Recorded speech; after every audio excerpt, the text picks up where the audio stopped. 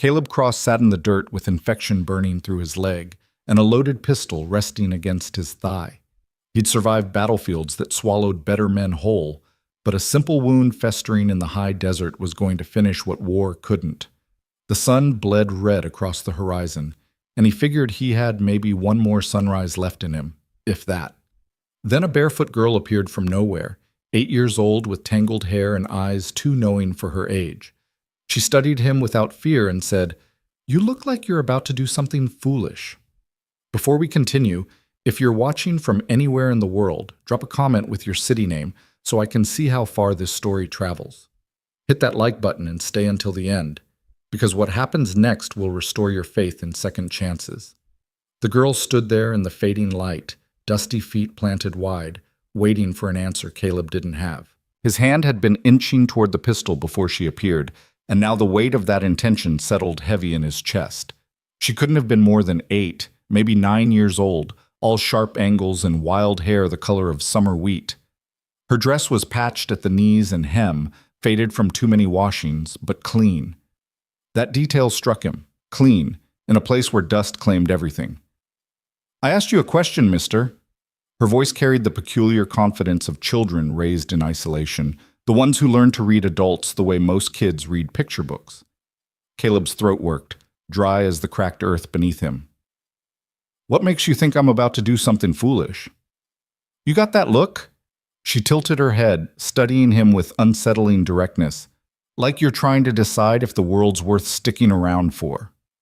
The accuracy of that observation landed like a physical blow. Caleb looked away, toward the abandoned trading post 50 yards distant. The settlement, if you could call 3 buildings and a dried-up well a settlement, had been dying for years. Now it was just a corpse baking in the sun, populated only by lizards and his own failing body. "You should go home," he said finally, "before it gets dark." "That's where I'm going." She crossed her arms. "Question is, are you coming with me?" "I don't think that's... Mama's real good with wounds." The girl's gaze dropped to his leg, where infection had turned the skin around an arrow wound angry shades of red and purple. Caleb had wrapped it days ago with strips torn from his shirt, but the fever burning through him told the story those bandages couldn't hide. "She saved a man once who got snake bit so bad his whole arm turned black. Saved him even though he was mean as hell and didn't deserve saving." Caleb almost smiled at that. "What happened to him?" "He got better, then he left. Didn't even say thank you." She shrugged. "Mama said some people don't know how to accept kindness. Said it makes them feel small." The words hit closer to home than the girl could know. Caleb had spent 3 years after his discharge from the cavalry running from exactly that. Kindness, community, anything that required him to be more than a shadow passing through. Men like him didn't deserve saving. They deserved exactly what they got. "I appreciate the offer," he said carefully, "but I'll manage." "You'll be dead by morning." Matter of fact, like she was commenting on the weather. "I seen plenty of men die out here. You got maybe 6 hours the way that fever's got you shaking." Caleb realized she was right. Tremors ran through his hands, and his vision had started going soft at the edges. He'd been a soldier long enough to recognize the signs. Infection this deep, this hot, didn't give second chances. "Why do you care?" The question came out harsher than he intended. "You don't know me." The girl considered that, her young face serious. "No, I don't. But Mama says every person who crosses our path is crossing it for a reason. Says we don't get to choose who needs help. We just get to choose whether we give it." "Your mama sounds like a wise woman." "She is." Pride lit those sharp eyes. "She's also stubborn as a winter mule and twice as ornery. If I tell her I left a dying man out here, she'll tan my hide, then come drag you back herself. So you can save us all some trouble and just say yes." Despite everything, the pain, the fever, the crushing weight of not wanting to exist anymore, Caleb found himself curious. Who was this child, appearing like a mirage with her bare feet and old soul wisdom? Who was the mother who taught her to see worth in strangers? "What's your name?" he asked. "Willow Bennett." She stuck out a dirt-smudged hand. "What's yours?" "Caleb Cross." Her hand was small and calloused in his, the grip surprisingly strong. When she smiled, something cracked open in Caleb's chest, something he'd thought long dead. Well, Mr. Cross, you ready to meet my mama? He should say no. He should send this child home and finish what he'd started before she appeared. But Caleb found himself nodding, found himself saying the word that would change everything. Yes. Good. Willow released his hand and surveyed him critically. Can you stand?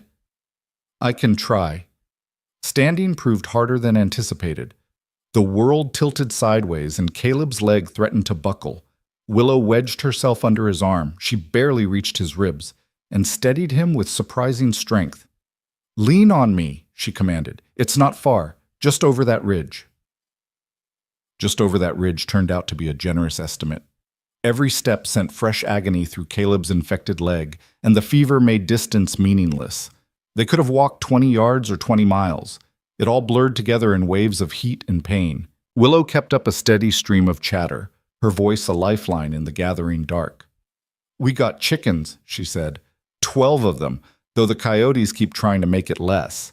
Got a milk cow named Buttercup, but don't let the name fool you. She's mean as sin. Kicked Mama in the shin last week hard enough to leave a bruise big as your fist. Caleb grunted, focusing on putting one foot in front of the other. We grow most of our own food. Potatoes, beans, squash, some corn when the rain comes right. Mama's teaching me to read from the books we got. I can do all of McGuffey's first reader now, and I'm starting on the second. The pride in her voice made Caleb's throat tight. This child, living in the middle of nowhere, learning to read while he'd spent years trying to forget everything he'd ever known. That's good, he managed. Reading's important. That's what Mama says. Willow adjusted her grip as they navigated a rocky section. She says the world's changing fast and women got to be ready to change with it. Says I'm not going to spend my life scraping by like... She stopped abruptly. Like what? Caleb prompted when she didn't continue. Nothing. But her voice had gone tight. We're almost there. See that light? Through the haze of fever, Caleb made out a warm glow cresting the ridge ahead. Not the dying settlement behind them, but something alive. Something that suggested people still fought against the wilderness instead of surrendering to it. They crested the ridge, and Caleb got his first look at the Bennett homestead. It sat in a shallow valley, protected from the worst winds by surrounding hills. The house itself was small, maybe 2 rooms, built from rough-hewn logs with a stone chimney at one end. But even in the twilight, Caleb could see signs of care. A vegetable garden bordered by river stones, a chicken coop with a mended roof, fence posts that stood straight and strong. A barn listed slightly to one side, but someone had shored it up with new timber. The whole place spoke of stubborn survival, of someone refusing to let the frontier grind them down. Mama! Willow's shout split the evening quiet. Mama, I brought someone. The door opened, spilling lamplight across the packed earth yard. A woman stepped out, and even through his fever-addled vision, Caleb could see her stiffen. Willow Grace Bennett. Her voice carried the kind of controlled fury that made seasoned soldiers straighten up. What have you done? He needs help, Mama. He's hurt bad. The woman descended the 2 steps from the porch, and Caleb got his first clear look at Mara Bennett. She stood maybe 5.5 feet tall, built lean and hard from frontier life. Her hair, dark as creek water at midnight, was pulled back in a no-nonsense braid. She wore a simple work dress, the sleeves rolled up to reveal forearms corded with muscle. But it was her face that stopped him, beautiful in that severe way of women who'd forgotten how to expect gentleness from the world. High cheekbones, full mouth set in a grim line, and eyes the color of winter storms. Those eyes swept over Caleb with clinical assessment, missing nothing. He's cavalry, she said flatly. Was, Caleb corrected, his voice barely above a whisper. Discharged 3 years back. Once cavalry, always cavalry. Mara crossed her arms. And I don't help cavalry. Mama, take him to the barn, Willow. Give him water and bandages. In the morning, he leaves. He won't make it to morning. Willow's voice cracked with frustration. Look at him, Mama. He's burning up. Not my problem. Caleb had faced enemy fire without flinching, had seen men die screaming, had done things in service to his country that still visited him in nightmares. But the cold dismissal in Mara Bennett's eyes hit harder than any of that. I understand, he said quietly. Willow, I appreciate your kindness, but your mama's right. I should go. You can't even stand without help. Willow's grip on him tightened. Mama, please. You're always saying how we got to be better than what hurts us, how holding on to hate just poisons our own well. Something flickered across Mara's face, pain maybe, or recognition. She looked at her daughter, really looked at her, and Caleb saw the internal battle playing out. You don't know what you're asking, Mara said finally, her voice softer now. You don't know what men like him. I know he's dying. Willow's chin came up, stubborn. And I know you can save him. So the question isn't what he deserves, Mama. The question is who we are. The silence stretched out, broken only by the chirping of crickets and Caleb's labored breathing. Mara stood there, torn between whatever history haunted her and the pleading in her daughter's eyes.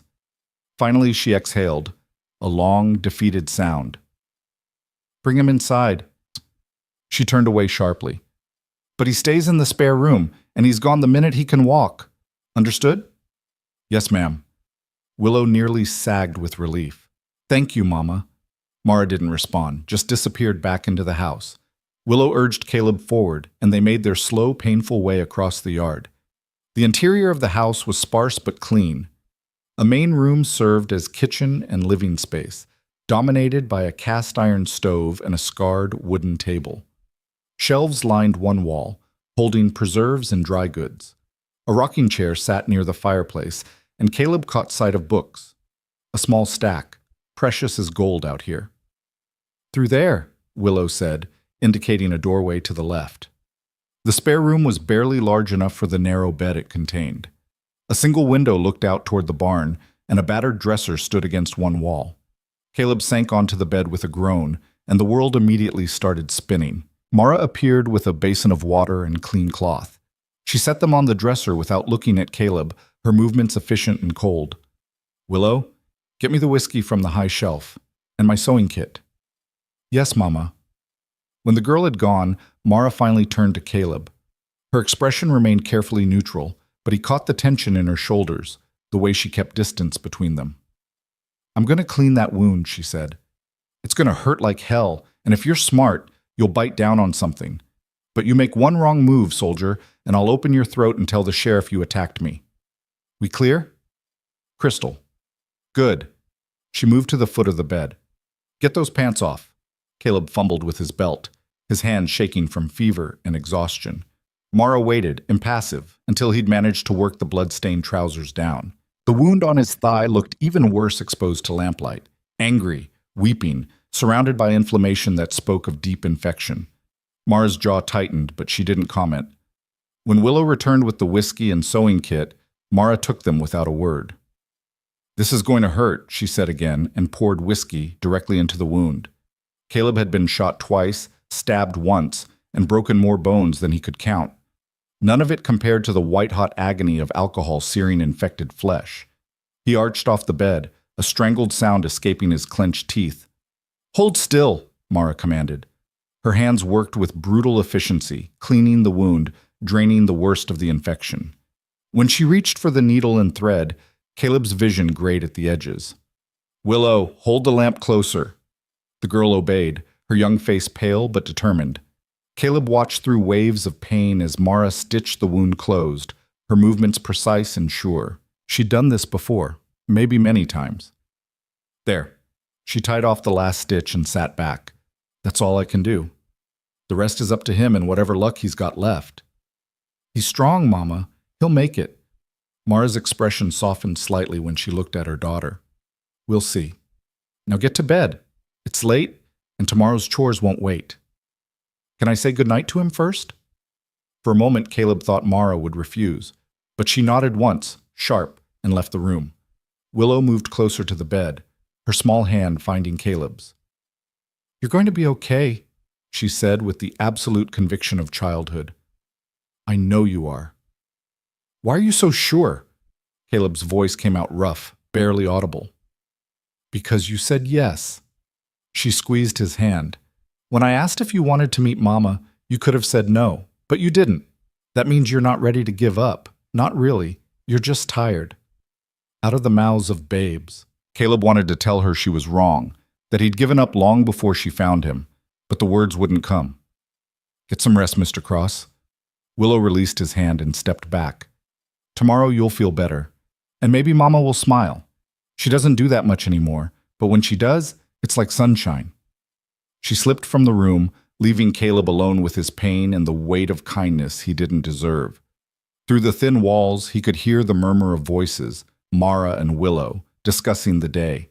He couldn't make out the words, but the tone was gentle, loving. A mother and daughter finding peace in their small corner of a hard world. Caleb closed his eyes and let the fever take him under, dimly aware that he'd just made the first choice in 3 years that wasn't about running away. The next days passed in a blur of fever dreams and pain.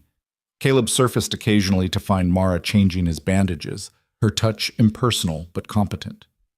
Sometimes Willow sat beside the bed, reading aloud from her McGuffey's reader, with careful concentration. Sometimes he heard nothing but the wind rattling the window glass and the creak of the house settling. On the 4th day, the fever broke. Caleb woke with his head clear for the first time in what felt like months. Weak as a kitten, but clear. Morning light slanted through the window, illuminating dust motes that danced in the still air. From somewhere outside came the sound of someone chopping wood, steady, rhythmic strikes. He tried to sit up and immediately regretted it. His leg throbbed, and his muscles felt like overcooked noodles. But the sick heat of infection had passed, leaving behind only the clean pain of healing. The door opened and Mara entered with a tray. She stopped short when she saw him awake and upright. "You should be lying down." "I've been lying down for days, seems like." 4 days. She set the tray on the dresser. "You were more dead than alive when Willow dragged you here. I wasn't sure you'd pull through." "Sorry to disappoint you." The barb landed. Mara's eyes flashed, but she kept her voice level. "I brought broth and bread. You need to eat." "Thank you." She helped him sit up properly, propping him with the thin pillow. The movement brought them close enough that Caleb could smell her, soap and wood smoke and something green, like sage. She pulled back quickly, maintaining that careful distance. "How's your leg feel?" "Like someone used it for knife practice. But better than it was." Mara unwrapped the bandage with practiced efficiency, examining her handiwork. The wound had started to close, the angry redness fading to pink. She nodded once, satisfied, and wrapped it fresh. "You'll have a scar," she said, "but you'll keep the leg." "I've got plenty of scars already. One more won't make much difference." Something in his tone made Mara pause. She studied him for a long moment, those winter storm eyes seeing more than Caleb was comfortable with. "What happened to you?" she asked finally. "And I don't mean the wound, I mean before. What broke you so bad that my daughter found you ready to die in the dirt?" The question was too direct to dodge. Caleb looked away, toward the window and the mountains beyond. "I spent 3 years in the cavalry," he said slowly. "Did things in service to my country that needed doing. At least, that's what they told us. We cleared territories, protected settlements, dealt with threats." "Dealt with threats." Mara's voice had gone flat again. "That what you call it?" "I'm not proud of what I did, but I did it. I survived when better men didn't. And after my discharge, I couldn't figure out what the hell I was supposed to do with that." "So you decided to finish the job yourself?" "More or less." Mara turned away, her spine rigid. When she spoke again, her voice shook with barely controlled fury. "My husband died because of men like you. Men who followed orders without question, who cleared territories and dealt with threats without caring who got caught in the middle. Daniel was trading peacefully, doing everything right, and he still ended up dead because some lieutenant decided the area needed securing." The words hit like physical blows.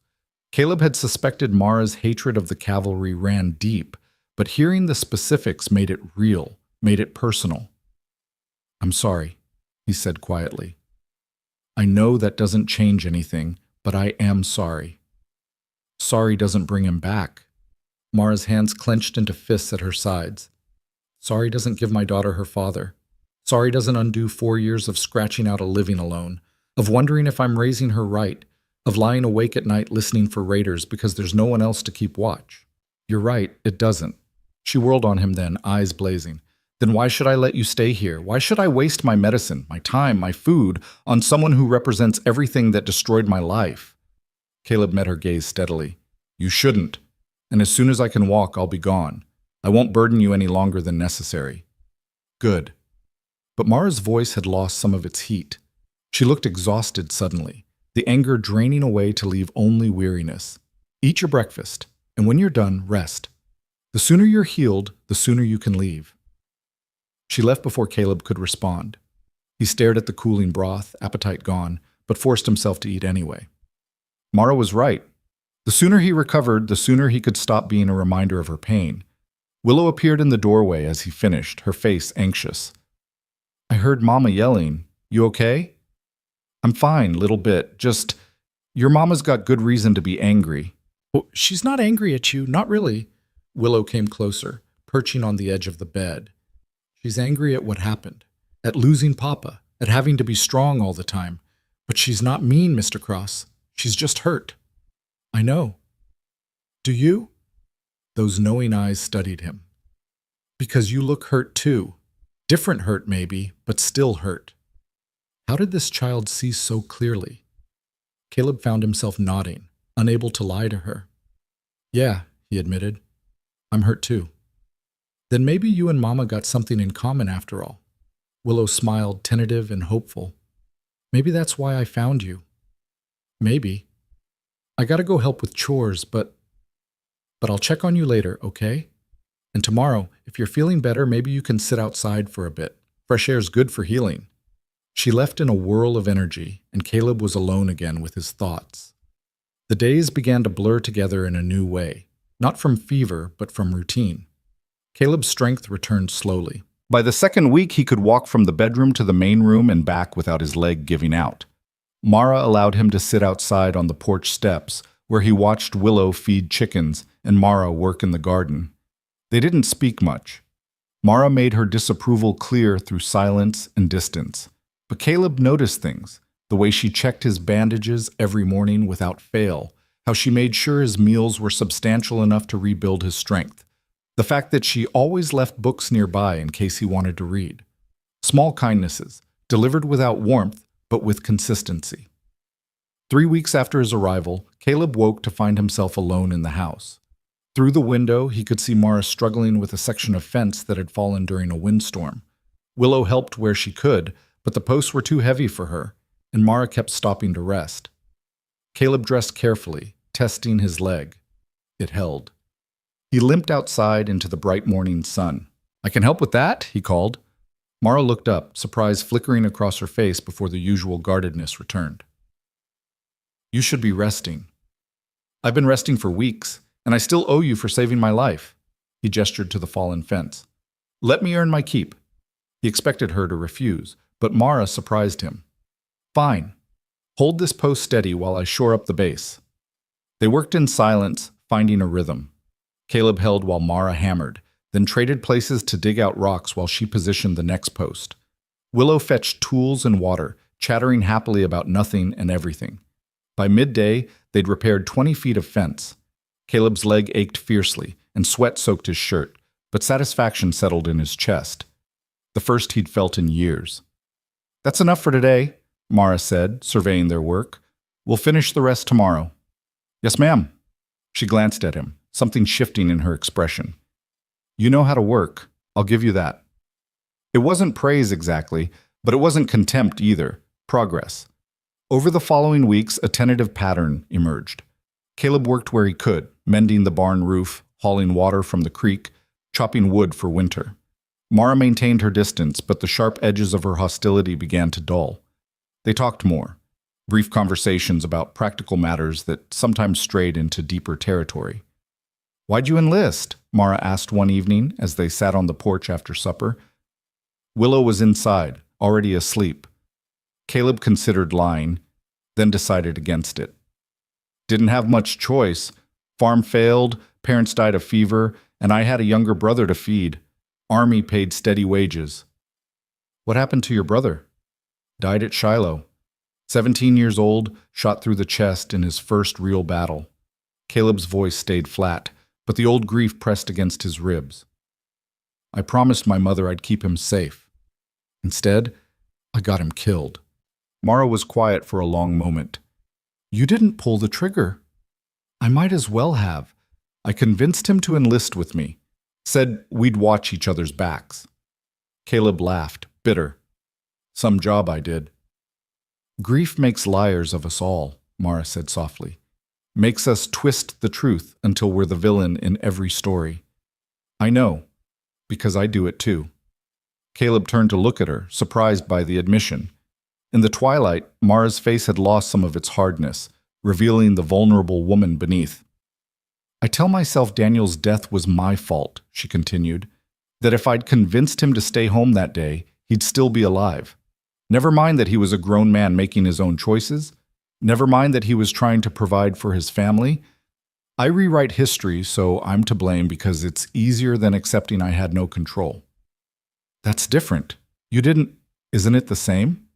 Mara's eyes met his. "You think you should have saved your brother. I think I should have saved my husband. We both carry guilt for deaths that weren't ours to prevent. The only difference is the uniform." The insight landed hard. Caleb had never thought of it that way. His grief and Mara's, born from the same source even if they manifested differently. "I don't know if I can let it go," he said finally. "The guilt. It's been my companion for so long, I wouldn't know who I am without it." "Maybe that's not the right question." Mara stood, brushing dust from her skirt. "Maybe instead of asking who you'd be without the guilt, you should ask who you could become despite it." She left him with that, disappearing inside to check on Willow. Caleb sat in the gathering dark, turning her words over in his mind like smooth stones. The next morning, he woke to find Mara already in the kitchen, kneading bread dough with fierce concentration. She looked up when he entered, flour dusting her cheek. "There's coffee on the stove," she said, "and I need your help with something today." "Name it." "The barn's listing worse. I've shored it up 3 times, but the foundation's shifting. I need someone with actual carpentry skills to look at it before the whole thing comes down." "I'm no carpenter, but I'll do what I can." They spent the day working on the barn, digging out the old foundation and reinforcing it with rocks from the creek bed, back-breaking work that left them both exhausted and covered in dirt.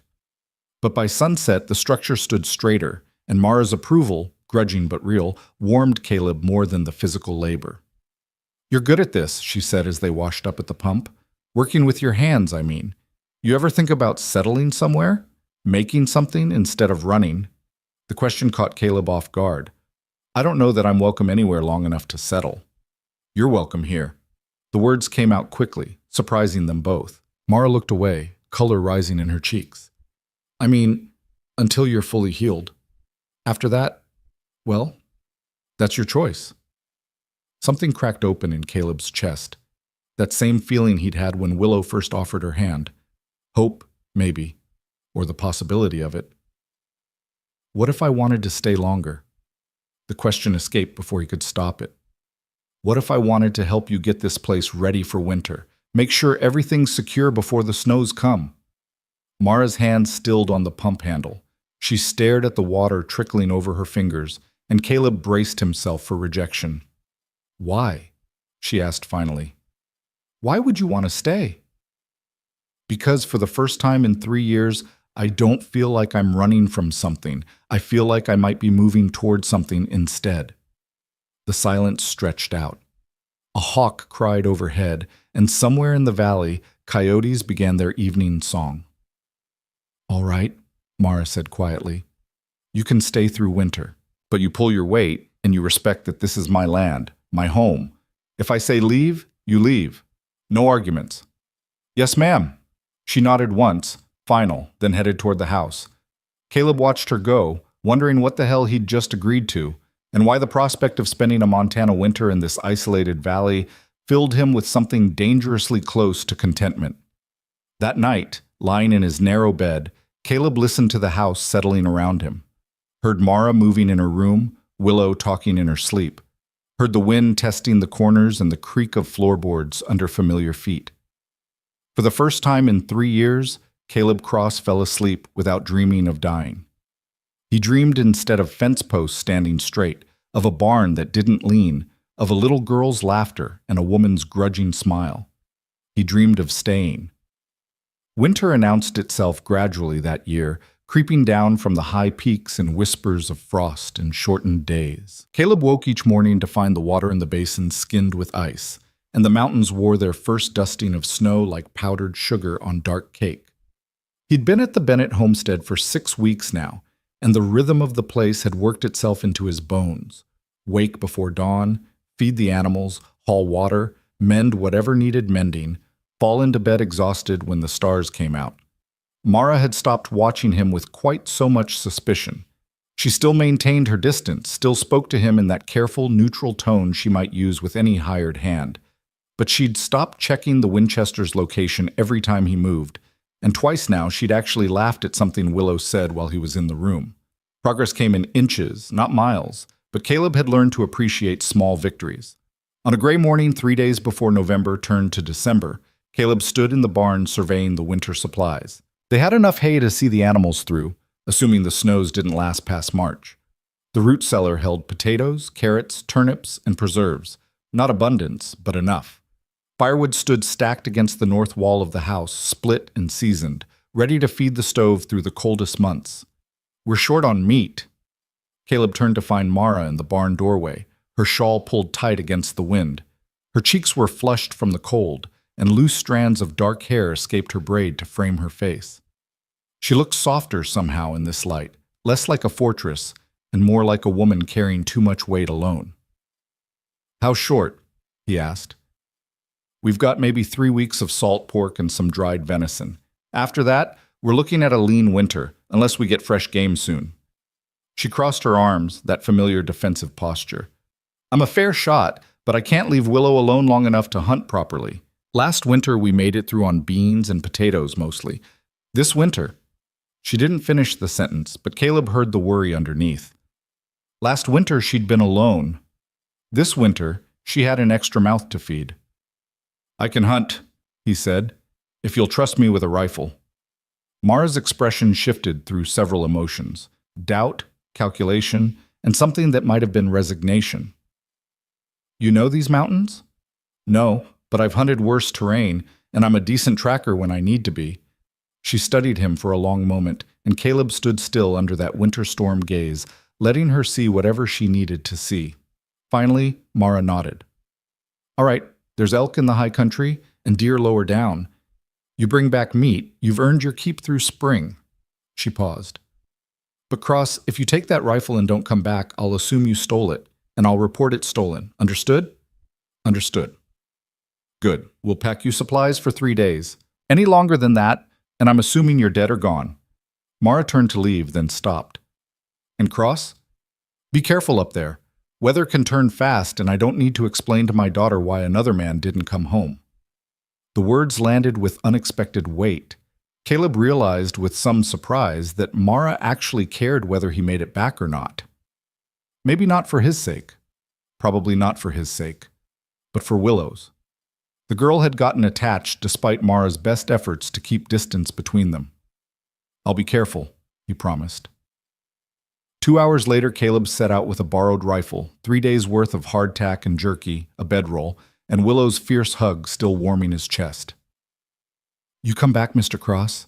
she'd whispered against his coat. "You promised you'd teach me to read the hard words in the second reader." "I'll be back," he told her, and meant it. The mountain swallowed him whole within an hour. Caleb followed game trails into higher elevation, reading the landscape the way he'd learned in the cavalry. Fresh deer sign here, elk droppings there, the scrape marks where a buck had rubbed velvet from his antlers. The forest closed in around him, pine and fir heavy with snow that hadn't yet fallen. The silence so complete it felt like prayer. Caleb made camp that first night in a shallow cave, building a small fire and rationing his food. The stars came out hard and bright, and he lay wrapped in his bedroll thinking about the homestead below. Wondering if Mara was checking the door lock twice, if Willow was reading by lamplight, if they felt his absence the way he felt theirs. Strange how quickly a place could start feeling like home when you'd spent years believing you didn't deserve one. The second day brought fresh snow and elk sign. Caleb tracked a small herd to a meadow where they'd pawed through the snow to reach frozen grass. He settled into position, sighted down the rifle barrel, and waited. Hunting was 90% patience and 10% precision. He'd learned that truth the hard way, watching men die because they rushed their shots. The elk appeared near dusk, a young bull, maybe 3 years old, still carrying good weight before the hard winter set in.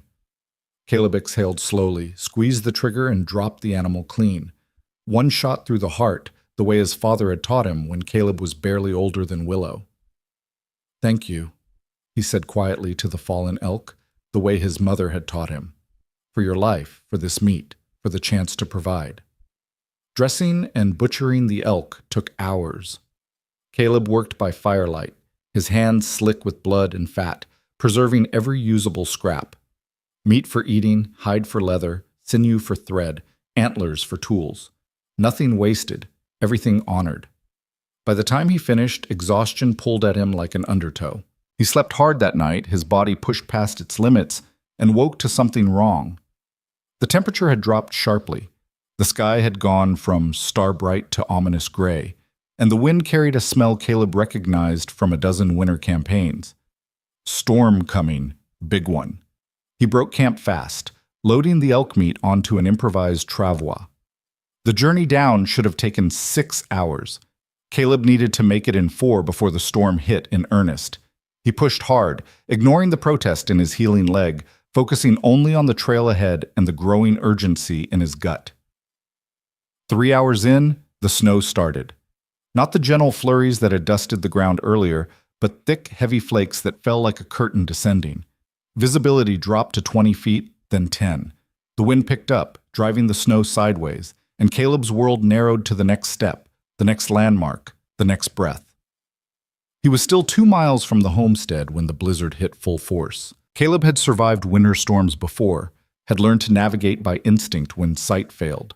But this storm carried a viciousness that spoke of deadly intent. The temperature plummeted. Ice formed on his beard and eyebrows. His hands went numb inside his gloves, and the travois dragged like an anchor. He should leave the meat. Logic said drop the extra weight and focus on survival. But Mara and Willow needed this elk. They needed it to make it through winter, and Caleb would be damned if he'd come back empty-handed after promising Willow he'd return. So he pushed forward, one step at a time, pulling the travois through snow that climbed to his knees. His legs screamed protest, the old wound threatening to tear. His lungs burned from breathing frozen air. But Caleb kept moving because stopping meant dying, and dying meant abandoning 2 people who'd saved his life when they had every reason to let him die. The homestead appeared like a miracle through the storm, lamplight glowing in the windows, smoke rising from the chimney. Caleb stumbled forward, nearly fell, caught himself on the porch railing. The door flew open before he could knock. "Inside!" Mara grabbed his coat and hauled him through the doorway. "Willow, get blankets! Christ, Cross, you're half frozen!" Caleb couldn't feel his hands well enough to work the buttons. Mara did it for him, her fingers quick and competent despite the trembling he saw in them. Not from cold, from fear, he realized. She'd been afraid he wouldn't make it back. "The meat," he managed through chattering teeth. "On the porch. Elk. Full-grown bull. To hell with the meat." But even as she said it, Mara was pulling him toward the stove. "Willow, help me get his coat off. We need to warm him up slowly or he'll go into shock." The next hour passed in a blur of blankets and hot coffee, and Willow's worried face swimming in and out of focus. Caleb's body fought between the warmth of the house and the bone-deep cold he'd carried in from the storm. He shook so hard his teeth rattled, then felt nothing, then shook again. "Stay with me," Mara commanded, her hand gripping his shoulder. "You don't get to die now, you stubborn fool, not after making it this far." "Wasn't planning on dying," Caleb mumbled. "Got a promise to keep." "What promise?" "Told Willow I'd teach her the hard words." Something shifted in Mara's expression, softened maybe, or cracked open just enough to let light through. She squeezed his shoulder once, firm, then stood. "Willow, stay with him. I'm bringing in that meat before the wolves find it." "Mama, you can't go out in this." "Watch me." Mara disappeared into the storm, and Caleb wanted to protest, wanted to go after her, but his body wouldn't cooperate. Willow curled up next to him, her small body radiating heat, and Caleb let himself drift. When Mara returned 20 minutes later, covered in snow and dragging the last of the elk meat, Caleb had regained enough function to feel ashamed that she'd had to do his work, but she waved off his attempted apology. "You killed it and got it home. I can handle the rest." She looked at Willow. "Get him more coffee, and see if we have any of that whiskey left." Over the next 2 days, while the storm raged outside and snow piled against the windows, Caleb recovered his strength and Mara processed the elk. She worked with the focused intensity he'd come to recognize, salting meat, rendering fat, scraping the hide. Willow helped where she could, and Caleb contributed what strength he had. They fell into an easy rhythm, the three of them, working together in the warm house while the world outside turned white and deadly. Willow read aloud from her books, stumbling over difficult words until Caleb or Mara helped her. They played simple card games in the evening, and Mara told stories about her childhood in Missouri, about parents who'd died young and a brother she hadn't seen in 10 years. "You ever think about finding him?" Caleb asked one night. "Your brother?" Mara's hand stilled on the quilt she was mending. "Every day, but I don't even know if he's alive. Last letter I got was 6 years ago, from somewhere in California. He was looking for gold, like every other fool with a dream and a pickaxe. Maybe he found it." "Maybe." She resumed her stitching, precise and even. "Or maybe he's dead in some unnamed gulch, and I'll never know. That's the frontier for you. People disappear, and you're left wondering." "You ever think about leaving, going somewhere safer?" The question had been on Caleb's mind for weeks. This isolated valley, beautiful as it was, offered no neighbors, no community, no support if things went wrong. One bad winter, one injury, one streak of bad luck, and Mara and Willow could easily end up 2 more names added to the frontier's long list of casualties. "Every single day," Mara admitted quietly. "But this land is mine. Daniel and I filed the claim, built this house with our own hands. I put him in the ground out there behind the house. If I leave, I'm admitting that everything we worked for, everything he died for, was for nothing." "That's not—" "I know what you're going to say." She met his eyes, and the pain there was raw and immediate. "I know it's not rational. I know staying here probably makes me a fool. But this is all I have left of him, Cross. This land, this house, the trees he planted, the fence line he measured out. I can't just walk away." Caleb understood that kind of grief. The way it rooted you to places even when leaving would be wiser. "Then you need help. You can't do this alone forever." "I've managed so far." "Barely." The word came out harsher than he intended, but Caleb pressed on. "You're exhausted, Mara. You work yourself to the bone, and you're still one disaster away from losing everything.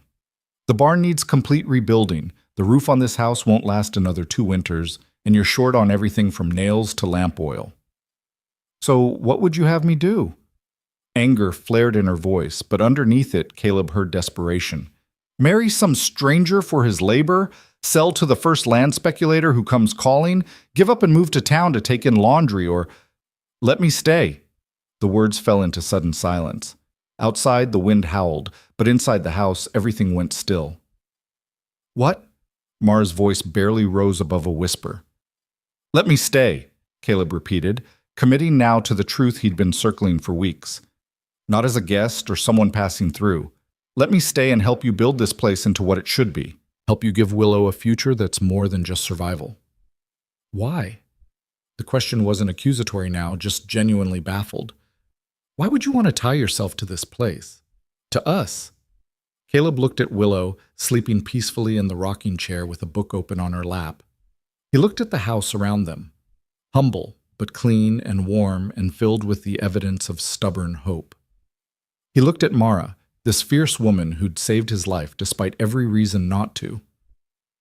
"Because for the first time since my brother died, I feel like I'm supposed to be somewhere," he said simply. "Like maybe I washed up here for a reason. You need help, and I need—" He struggled for the right word. "Purpose, I guess. A reason to be more than just a ghost passing through." Mara stared at him for a long moment, her expression unreadable. Then she stood abruptly and walked to the window, looking out at the storm-shrouded darkness. "You don't know what you're asking," she said finally. "This land is hard. The winters are brutal. The nearest town is 15 miles of rough trail, and the neighbors, when we had neighbors, moved on years ago. It's lonely and dangerous, and half the time I wonder if I'm crazy for staying. I know all that. And you still want to stay? Yes. She turned back to face him, and in the lamplight, Caleb saw the battle playing out across her features. Hope warring with fear, the desire for help fighting against the risk of trust. I can't pay you, she said. Not in cash anyway. Room and board, and a share of whatever we manage to grow or sell. That's all I can offer. That's enough. And I won't. Mara's cheeks colored slightly. This is a business arrangement, Cross. Nothing more. You'll have your own space, and there are boundaries that won't be crossed. Understood? The clarification stung more than Caleb wanted to admit, but he nodded. Understood. Then, she drew a breath, steadying herself. Then you can stay. Through the winter at minimum. After that, we'll see. Relief flooded through Caleb, so intense it left him dizzy. Thank you. Don't thank me yet. Wait until you've lived through a Montana winter in this valley. You might change your mind. But Caleb knew he wouldn't. He'd found something here worth holding on to, worth fighting for. A little girl who believed in second chances. A woman who carried her grief like armor, but still had room for mercy. A place that needed him as much as he needed it. The storm blew itself out 3 days later, leaving the world transformed. Snow lay 4 feet deep in places, sculpted into fantastic drifts by the wind. The sky cleared to brilliant blue, and the sun on the snow was so bright it hurt to look at directly. Caleb and Mara dug out together, clearing paths to the barn, the chicken coop, the woodpile. They worked in companionable silence, their breath pluming in the frozen air. Willow made snow angels and built a snowman with a carrot nose and button eyes. Looks good, Caleb said when they'd finished clearing the main paths. Mara surveyed their work, then nodded. It'll do. Until the next storm, anyway. How many more you think we'll get? 3, maybe 4 big ones before spring, plus a dozen smaller ones. She looked at him sidelong. Still want to stay? More than ever. Something in his tone made Mara pause. She turned to face him fully, studying his face with that careful intensity he'd come to recognize. What happened to you out there? She asked quietly. In that storm, something changed. Caleb considered lying, then decided Mara deserved better. I realized I wanted to live. Sounds simple, maybe, but for 3 years I've been walking around like a dead man. Going through the motions but not really caring if I saw the next sunrise. Out there in that blizzard, dragging that elk meat home, I cared. I wanted to make it back. I wanted to keep my promise to Willow. He trailed off, not quite ready to finish that thought. Not quite ready to admit that part of what drove him through the storm was the image of Mara's face, the need to see her again. Wanted what? Mara pressed. To be someone worth saving, Caleb finished instead. You and Willow, you saved my life. I want to be worthy of that. I want to build something instead of just destroying. I want to matter. Mara's expression softened, the winter storm in her eyes giving way to something warmer. You already matter, Cross. Willow thinks you hung the moon, and I... She stopped, seeming to catch herself. I'm grateful for your help. That's all. But it wasn't all, and they both knew it. Something was shifting between them, slow as glaciers, but just as inexorable. The careful distance Mara maintained had started to feel less like protection and more like habit. And Caleb found himself wanting to cross that distance, to reach for connection he'd denied himself for so long.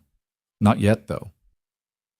Mara needed time, needed space to let go of her grief and anger at her own pace.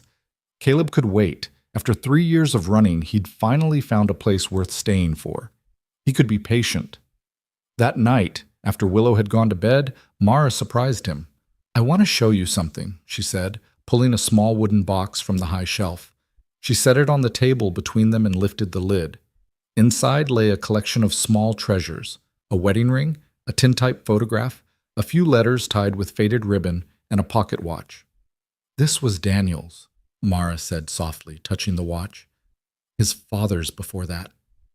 He always said he'd pass it down to our son, but her voice caught. Willow was our only child, and then he was gone. Caleb looked at the photograph. A young couple, Mara barely recognizable with her bright smile and soft edges, the man beside her tall and proud with kind eyes. "He looks like a good man," Caleb said. "He was." Mara traced the edge of the photograph. He believed in building things, in making the world better than he found it. He would have loved watching Willow grow up, seeing this homestead thrive. She closed the box carefully. "I'm showing you this because I need you to understand something, Cross. When I look at you, part of me still sees the uniform, still sees the men who took him from me. I'm working on it, but it's hard. I know. But another part of me sees a man who's trying to be better than his past, who kept his promise to my daughter even when it almost killed him, who works without complaining and doesn't ask for more than his share." She met his eyes. "I can't promise that the first part won't win sometimes. I can't promise I won't be unfair or harsh or closed off. But I want you to know, I'm trying." The honesty in her words, the vulnerability, hit Caleb square in the chest. That's all anyone can ask for. Mara smiled then, small and tentative, but real. And Caleb thought maybe Willow was right. Maybe when Mara smiled, it really was like sunshine breaking through clouds. Winter deepened around them, and Caleb settled into his new life. He took over the heavier work, splitting wood, hauling water, maintaining the buildings. Mara handled the cooking and preserving, the chickens and the cow, the 100 small tasks that kept a household running. Willow helped both of them, learning from Mara's practical wisdom and Caleb's patient teaching. They celebrated Christmas modestly, a pine branch decorated with paper chains Willow made, simple gifts exchanged by the fire. Caleb whittled a set of wooden animals for Willow and fashioned a new handle for Mara's favorite kitchen knife. Mara knitted him a scarf from wool she'd spun herself, and Willow gave him a drawing of the three of them standing in front of the house, smiling. Caleb hung that drawing above his bed and looked at it every night before sleeping.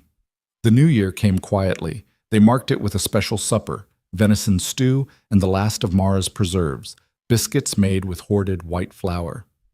Willow fell asleep early, worn out from playing in the snow, and Caleb and Mara sat by the fire, content in comfortable silence. "I've been thinking," Mara said eventually, "about spring, about what we need to do to make this place sustainable long term. And? We need cash income. The land provides food, but we need money for supplies, for repairs, for things we can't make or grow ourselves." She stared into the fire.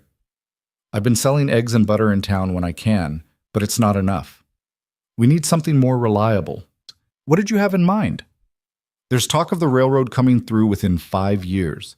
If that happens, this whole valley will open up. Land values will rise. Opportunities will come." Mara leaned forward, intensity burning in her eyes. "But we need to be ready. We need buildings in good repair, fences that will hold stock, maybe even a second well. We need to turn this homestead into a real working ranch." Caleb felt something spark to life in his chest. Purpose, ambition, hope. "That's a big undertaking. I know, but with two of us working, it's possible." She looked at him directly. "If you're serious about staying, I'm serious about building something that lasts." "I'm serious." "Then we start planning tomorrow." They shook on it, Mara's hand small and calloused in his, and Caleb realized they'd just made a commitment that went beyond simple partnership. They were building a future together, whether either of them was ready to call it that or not. That night, lying in his bed listening to the wind test the corners of the house, Caleb thought about the journey that had brought him here. From the dying man in the dust to this, a purpose, a place, people who depended on him and whom he could depend on in return. Willow had been right. He wasn't ready to give up. He'd just been tired and hurting and lost. But now he'd found his way, or maybe it had found him. Outside, the Montana winter gripped the land in frozen fists. But inside the Bennett homestead, warmth bloomed like flowers in spring, fed by work and hope, and the fragile beginnings of something that might someday become family. Spring arrived like a promise whispered in the dark, tentative at first, then building to a roar. The snow retreated up the mountainsides, revealing muddy earth and the first brave shoots of green. The creek, frozen solid for months, broke free with a sound like cannon fire, swelling into a torrent that sang day and night. Birds returned in waves, filling the valley with song, and Willow spent hours watching them build nests in the eaves of the barn. Caleb stood at the edge of the vegetable garden, turning over soil that smelled of rebirth and possibility. His leg had healed completely over the winter, leaving only a pale scar and the occasional ache when storms approached. He'd put on weight too, good weight, muscle earned from months of hard labor. The hollow-eyed ghost who'd arrived last fall barely resembled the man he'd become. "You're going to wear yourself out before planning even starts." He turned to find Mara approaching with 2 tin cups of coffee, her hair loose around her shoulders for once, instead of pulled back in its usual severe braid. The sight of her stopped his breath for a moment. She looked younger like this, softer, the morning sun catching copper highlights he'd never noticed before. "Just getting a feel for the soil," he said, accepting the coffee. "Trying to figure out what'll grow best where." Mara surveyed the plot with a practiced eye. Daniel always planted potatoes on the north end, beans and squash in the middle, corn on the south side where it gets the most sun. Worked well enough. What if we expanded it, added another 20 feet on the east side? With what seeds? But Mara's tone held curiosity rather than dismissal. "We're already planting everything we saved from last year." "I've been thinking about that." Caleb set down his coffee and pulled a folded paper from his pocket. "I made a list. Things we could sell in town to raise cash for supplies. Fresh eggs we don't need, butter, maybe some of that elk hide I finished tanning. Could probably get enough for seed and some laying hens to replace the ones we lost to that fox." Mara took the list, scanning it with those sharp eyes that missed nothing. Something shifted in her expression. Surprise, maybe, or respect. "You've been planning this?" "All winter. Seemed like the thing to do if I was serious about staying." "And you are? Serious about staying?" The question hung between them, weighted with more than its simple words. They'd worked side by side for months now, had survived blizzards and bitter cold, had built something fragile and precious in this isolated valley. But neither of them had spoken plainly about what came next, about whether this partnership had a future beyond simple survival. "I'm serious," Caleb said quietly. "Unless you want me gone." "I don't." The words came quick, almost startled, as if Mara surprised herself by saying them. Color rose in her cheeks. "I mean, you've been helpful. Willow's grown attached. It makes sense to continue the arrangement." Caleb bit back a smile at her careful deflection. "Just makes sense, does it?" "Don't read more into it than there is, Cross." But her eyes said something different, something that made his pulse quicken. Before he could respond, Willow came tearing around the corner of the house, her face alight with excitement. "Mama, Mr. Cross, come quick! There's someone coming up the trail!" Visitors were rare enough to be noteworthy. Mara's expression shuddered immediately, her hand moving instinctively to check the knife at her belt. Caleb followed her gaze to the ridge and spotted the rider, single horseman, moving slow and easy, no obvious threat. "Stay behind me," Mara told Willow. They walked together to the front of the house, Caleb positioning himself slightly ahead of Mara despite her bristling independence. Old habits died hard, and his instinct to protect had only grown stronger over the winter. The rider resolved into an older man, maybe 60, with a weathered face and kind eyes. He wore rough work clothes and led a pack mule loaded with supplies. When he spotted them, he raised one hand in greeting. "Hello, the house," he called. "Name's Jacob Miller. I'm not looking for trouble, just hoping to water my animals and maybe trade for some food if you've got extra." Mara relaxed fractionally, but didn't lower her guard. "You're a long way from anywhere, Mr. Miller." "That I am, ma'am." He dismounted, moving slow and deliberate, showing he meant no harm. "Been trapping up in the high country all winter, heading back to town to sell my furs and resupply before next season. Town's that way." Mara pointed south. "You're going the wrong direction." "Yes, ma'am, I know. But I heard tell there was a widow woman living out this way, and I wanted to check you were all right. Winter was hard this year, lost a few folks to it." Something in Mara's posture shifted. "You knew my husband?" "Daniel Bennett?" "Yes, ma'am. Good man. We trapped together some before he settled down with you. I was real sorry to hear about his passing." Miller's gaze moved to Caleb, assessing. "Seems you're managing all right, though." "This is Caleb Cross," Mara said, her voice carefully neutral. "He's helping with the homestead." "Good, good. A place like this needs a man's labor." Miller smiled at Willow. "And who's this young lady?" "I'm Willow. I'm 9 years old and I can read 2 whole books." "Is that so? Well, aren't you something?" Miller reached into his saddlebag and pulled out a small package wrapped in oilcloth. "I've got something here that might interest a reader.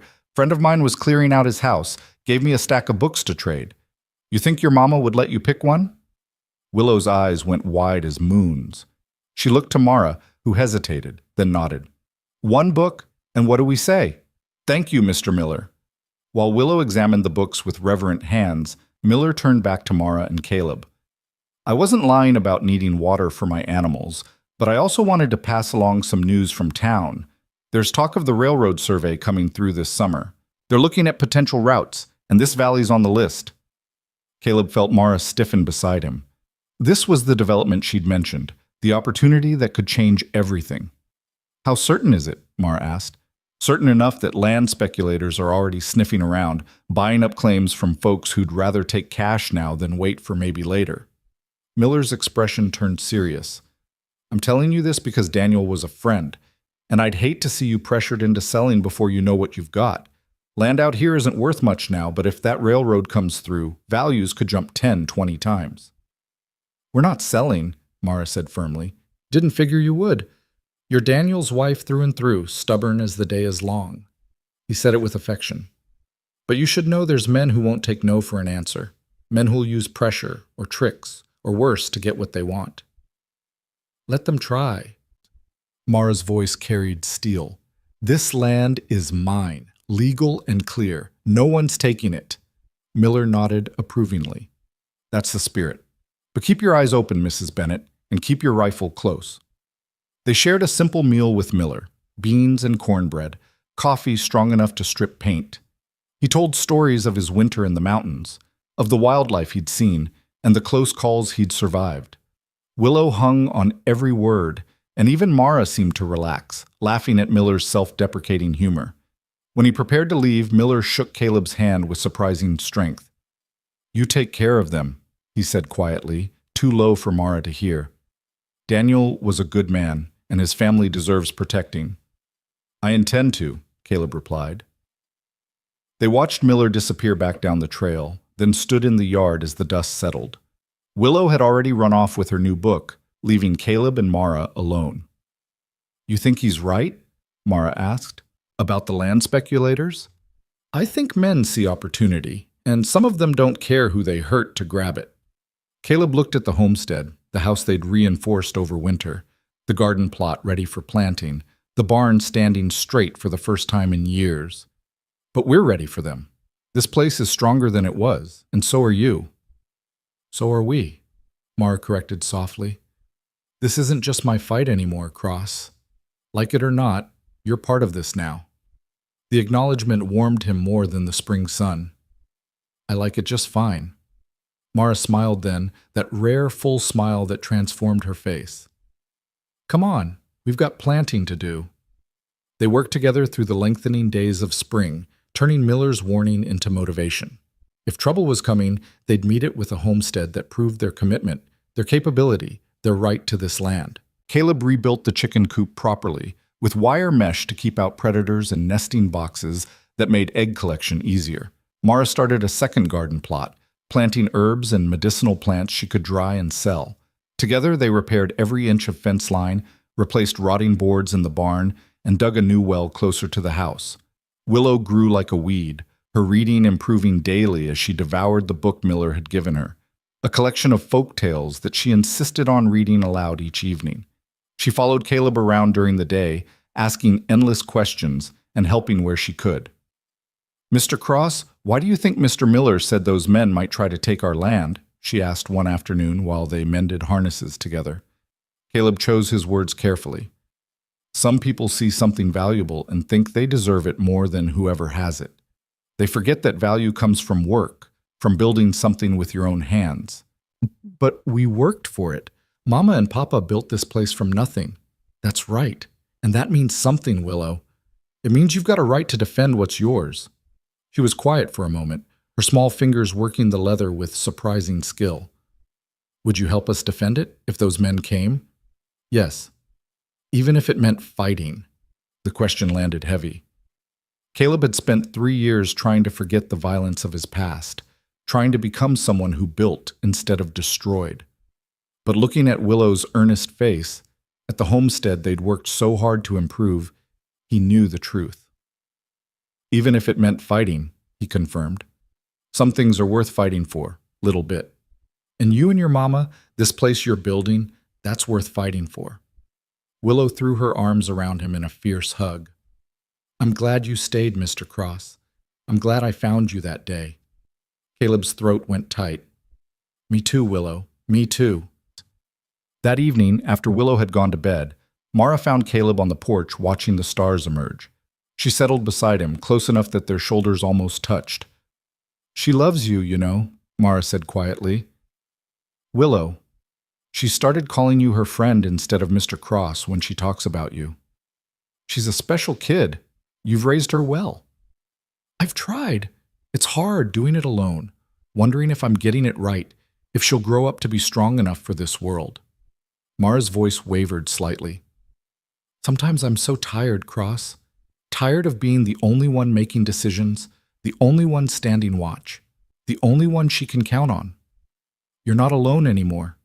Mara turned to look at him, and in the starlight her eyes held a vulnerability he'd rarely seen. Aren't I? You could leave tomorrow, ride out and never come back. Men do it all the time out here. They get restless or bored or they find somewhere easier. Why should you be different? Because I made a choice to stay, and I don't make promises lightly. Caleb held her gaze. I'm not leaving, Mara. Not tomorrow, not next month, not when things get hard. I'm here for as long as you'll have me. Why? The question was barely a whisper. Why tie yourself to this place, to us? You could have anything, go anywhere. Why choose this? Because this is the first place that's felt like home since before the war. Because Willow reminds me that good still exists in the world. Because working beside you makes me feel like I'm building something that matters. He paused, gathering courage. And because when I look at you, I see the strongest person I've ever met. Someone who survived grief that would have broken most people, who kept going when giving up would have been easier. How could I walk away from that? Mara's breath caught. For a long moment, she said nothing, just stared at him with an expression caught between fear and longing. Then slowly she reached out and took his hand. Her palm was calloused from work, her fingers rough from the constant labor of frontier life. But her touch was gentle, tentative, as if she'd forgotten how to reach for connection and was only now remembering. I'm not ready, she said finally. For anything more than this, I'm not ready to let go of Daniel, to stop being angry, to risk my heart again. I know. But I don't want you to leave either. I want you here, working beside me, helping with Willow, being part of this. Her grip on his hand tightened. Is that selfish of me? Asking you to stay when I can't give you more? No. Caleb squeezed back, gentle but firm. It's honest, and I'd rather have your honesty than false promises. They sat like that as the stars wheeled overhead, hands linked, not speaking, but not needing to. Something had shifted between them.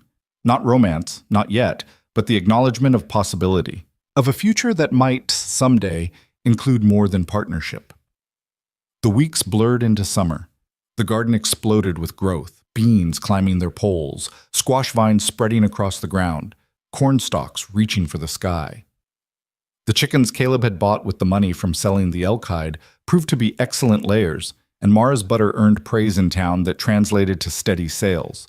But Miller's warning proved prescient. The first man arrived in late June, riding a fine horse and wearing city clothes that had no business in this country.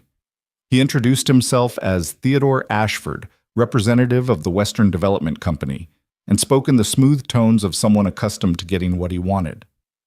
Mrs. Bennett, I'm here to make you an offer on your property.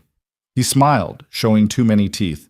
My company is prepared to pay fair market value plus 20%. Cash money? Enough to relocate somewhere more comfortable, maybe even send your daughter to a proper school. Mara stood on the porch, arms crossed, her expression carved from stone. My land's not for sale, Mr. Ashford. Now, I understand you're attached to this place, but let's be realistic. Ashford's smile never wavered. A woman alone, trying to maintain a working homestead. It's admirable, but ultimately unsustainable. My offer would allow you to—" "She's not alone." Caleb stepped out of the barn, wiping his hands on a rag. He'd been shoeing the horse, but something in Ashford's tone had set his instincts jangling.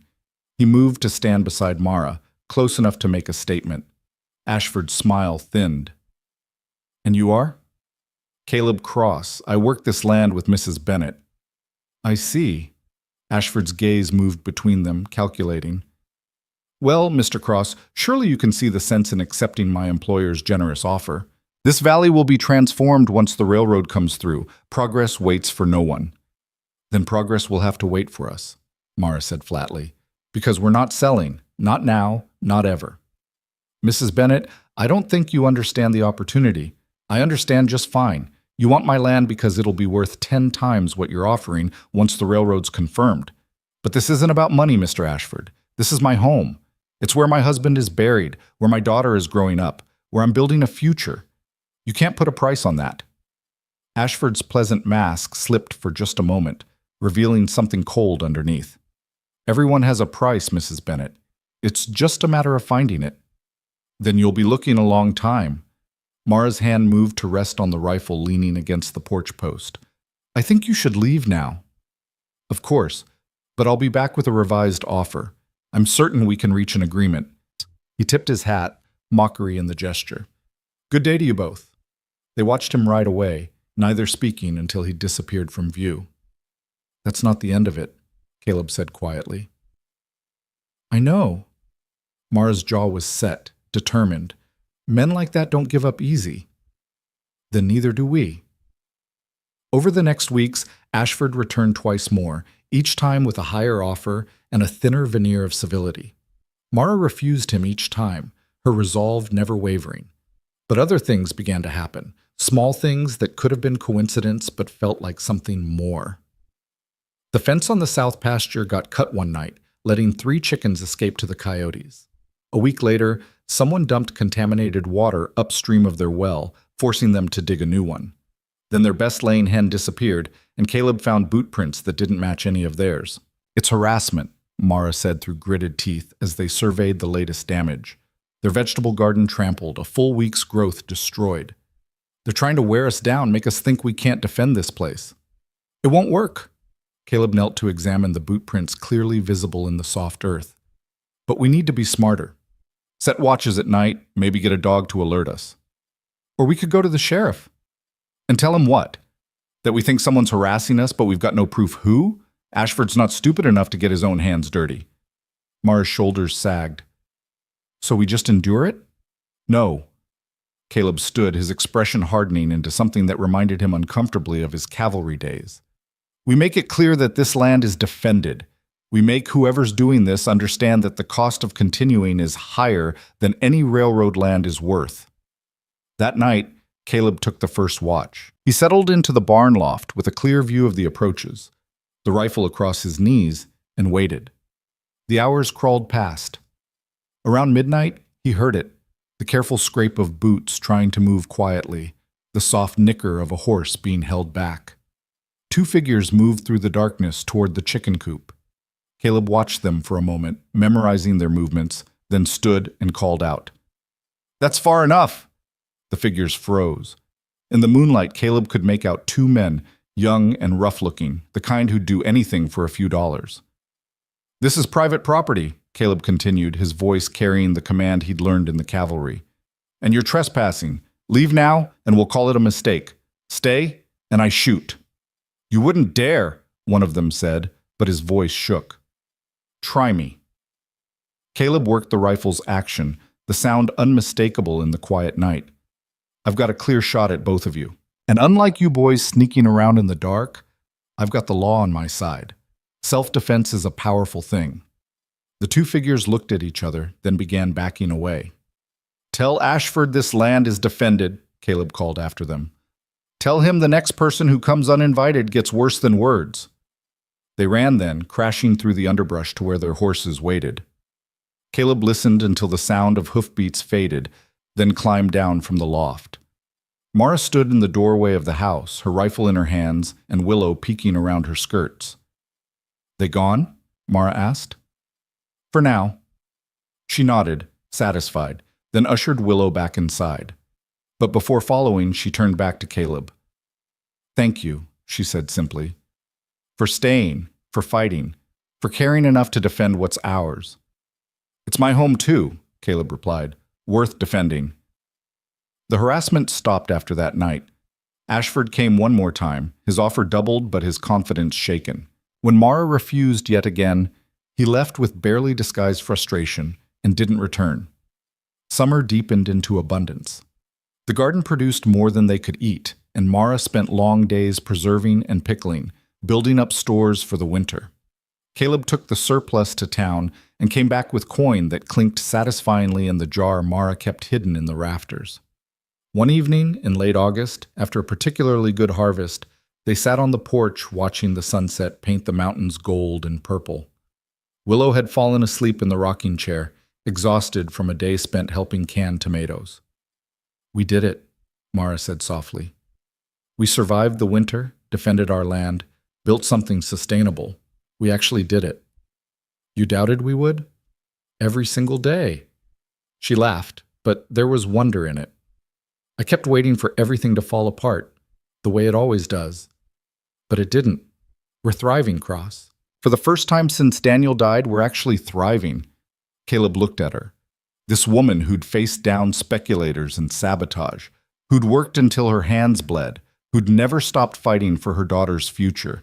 She was beautiful in the golden light, and he realized with sudden clarity that somewhere along the way, his respect and admiration had transformed into something deeper. "Mara," he started, then stopped, unsure how to continue. She turned to him, and he saw the same realization dawning in her eyes, the same awareness that they'd built more than a working partnership, that the careful distance between them had been slowly, inevitably closing. "Don't," she whispered. "Not yet. I'm still not ready." "I know, but someday?" Mara reached for his hand again, that gesture that had become familiar over the summer. "Someday," she agreed. "When I can let go of the past enough to reach for the future. When I can look at you and not see the uniform first. When I can trust that you won't disappear like everyone else."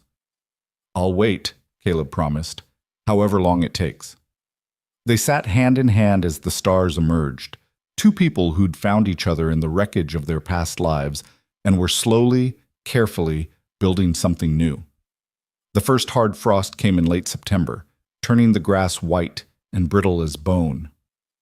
Caleb woke before dawn to find ice crystals on the inside of the window, delicate as lace, and knew the season was turning again. 1 year. He'd been at the Bennett homestead for 1 full year, arriving as a broken man ready to die and staying to become something he'd never imagined, someone with roots, with purpose, with people who mattered more than his own damaged past. He dressed quietly and stepped into the main room to find Mara already awake, standing by the stove with a shawl wrapped around her shoulders. She turned at his footsteps, and the smile that touched her lips came easier now than it had in months. "Coffee's hot," she said, "and I was thinking today might be a good day to slaughter that pig we've been fattening. Get it done before the real cold sets in. I'll sharpen the knives after breakfast." Caleb accepted the cup she handed him, their fingers brushing in the exchange. That simple touch, so casual now, would have been impossible 6 months ago. "You hear that wind last night? Storm's coming, probably within a week." "I heard it." Mara settled at the table, cupping her own coffee. "Which means we need to finish harvesting the last of the squash and bring in the rest of the hay. Mrs. Henderson in town said her husband's almanac is calling for an early winter, possibly harder than last year." They fell into easy discussion of the day's work, the weeks ahead, the preparations needed. This had become their morning ritual, planning together, sharing the mental load that Mara had carried alone for so long. Willow emerged eventually, yawning and rubbing her eyes, and climbed into Caleb's lap without hesitation. "Morning, little bit," he said, wrapping an arm around her to keep her warm. "You ready for another day of hard work?" "Do I have to be?" She burrowed against his chest. "Can't we just read stories instead?" "Stories are for evening, when the work's done." Mara's voice held affection despite the words. You know that, Willow Grace. I know, but I finished my book last night, and now I've got nothing new to read. Caleb and Mara exchanged a look. They'd been discussing this very problem. Willow had devoured every book they owned, some of them multiple times. Her hunger for learning, for stories, for knowledge beyond their isolated valley, had grown impossible to ignore. We'll figure something out, Mara said. Maybe on the next trip to town, we can see about getting you some new books. Willow perked up immediately. Really? Can I come this time, please? Mara hesitated. Mara, the 15-mile trip to town was long and occasionally dangerous, and she'd never brought Willow along before. But Caleb saw the calculation in her eyes. The girl was getting older, needed to learn the wider world beyond their homestead. We'll see, Mara said, which Willow correctly interpreted as a maybe leaning toward yes. She squealed with delight and ran to get dressed, her sleepiness forgotten. You're going soft, Caleb teased when Willow had gone. Maybe. Mara's expression turned serious. But she needs more than we can give her here, Cross. She's smart. Too smart to spend her whole life isolated. She needs proper schooling, needs to meet other children, needs opportunities. I know. The admission cost Caleb something. He loved their life here, the three of them against the world. But Mara was right. Keeping Willow isolated wasn't protecting her. It was limiting her. What are you thinking? There's talk of the town building a proper schoolhouse, hiring a real teacher. If that happens, we might consider, I don't know, maybe finding a way for Willow to attend at least part of the year. The implications of that hung heavy between them. Town was too far for daily travel, which meant Willow would need to board somewhere during school terms. It meant their little family would be fractured for months at a time. That's years down the road yet, Caleb said, seeing the pain in Mara's face. Let's not borrow tomorrow's troubles. You're right. Mara stood, shaking off the melancholy. Come on, that pig won't slaughter itself. They worked together all day, the familiar rhythm of shared labor making even unpleasant tasks bearable. Caleb handled the actual slaughter, quick and clean the way his father had taught him, while Mara and Willow prepared for the butchering. By evening, they had fresh meat hanging in the cold cellar, sausages curing, and enough lard rendered to last through winter. Exhausted and spattered with blood despite their aprons, they cleaned up at the pump as the sun set. Willow had already gone inside to wash properly, leaving Caleb and Mara alone in the gathering dusk. Good day's work, Mara said, scrubbing at her forearms. We've got enough meat now to make it through anything winter throws at us. We make a good team. We do. She paused, water dripping from her hands. Cross, I've been meaning to talk to you about something. The seriousness in her tone made Caleb's pulse quicken. What is it? This arrangement we have, you working for room and board and a share of what we produce, it's not fair anymore. Caleb's stomach dropped. Was she asking him to leave after all? Had he misread everything between them? What do you mean? I mean, you've put a year of hard labor into this place.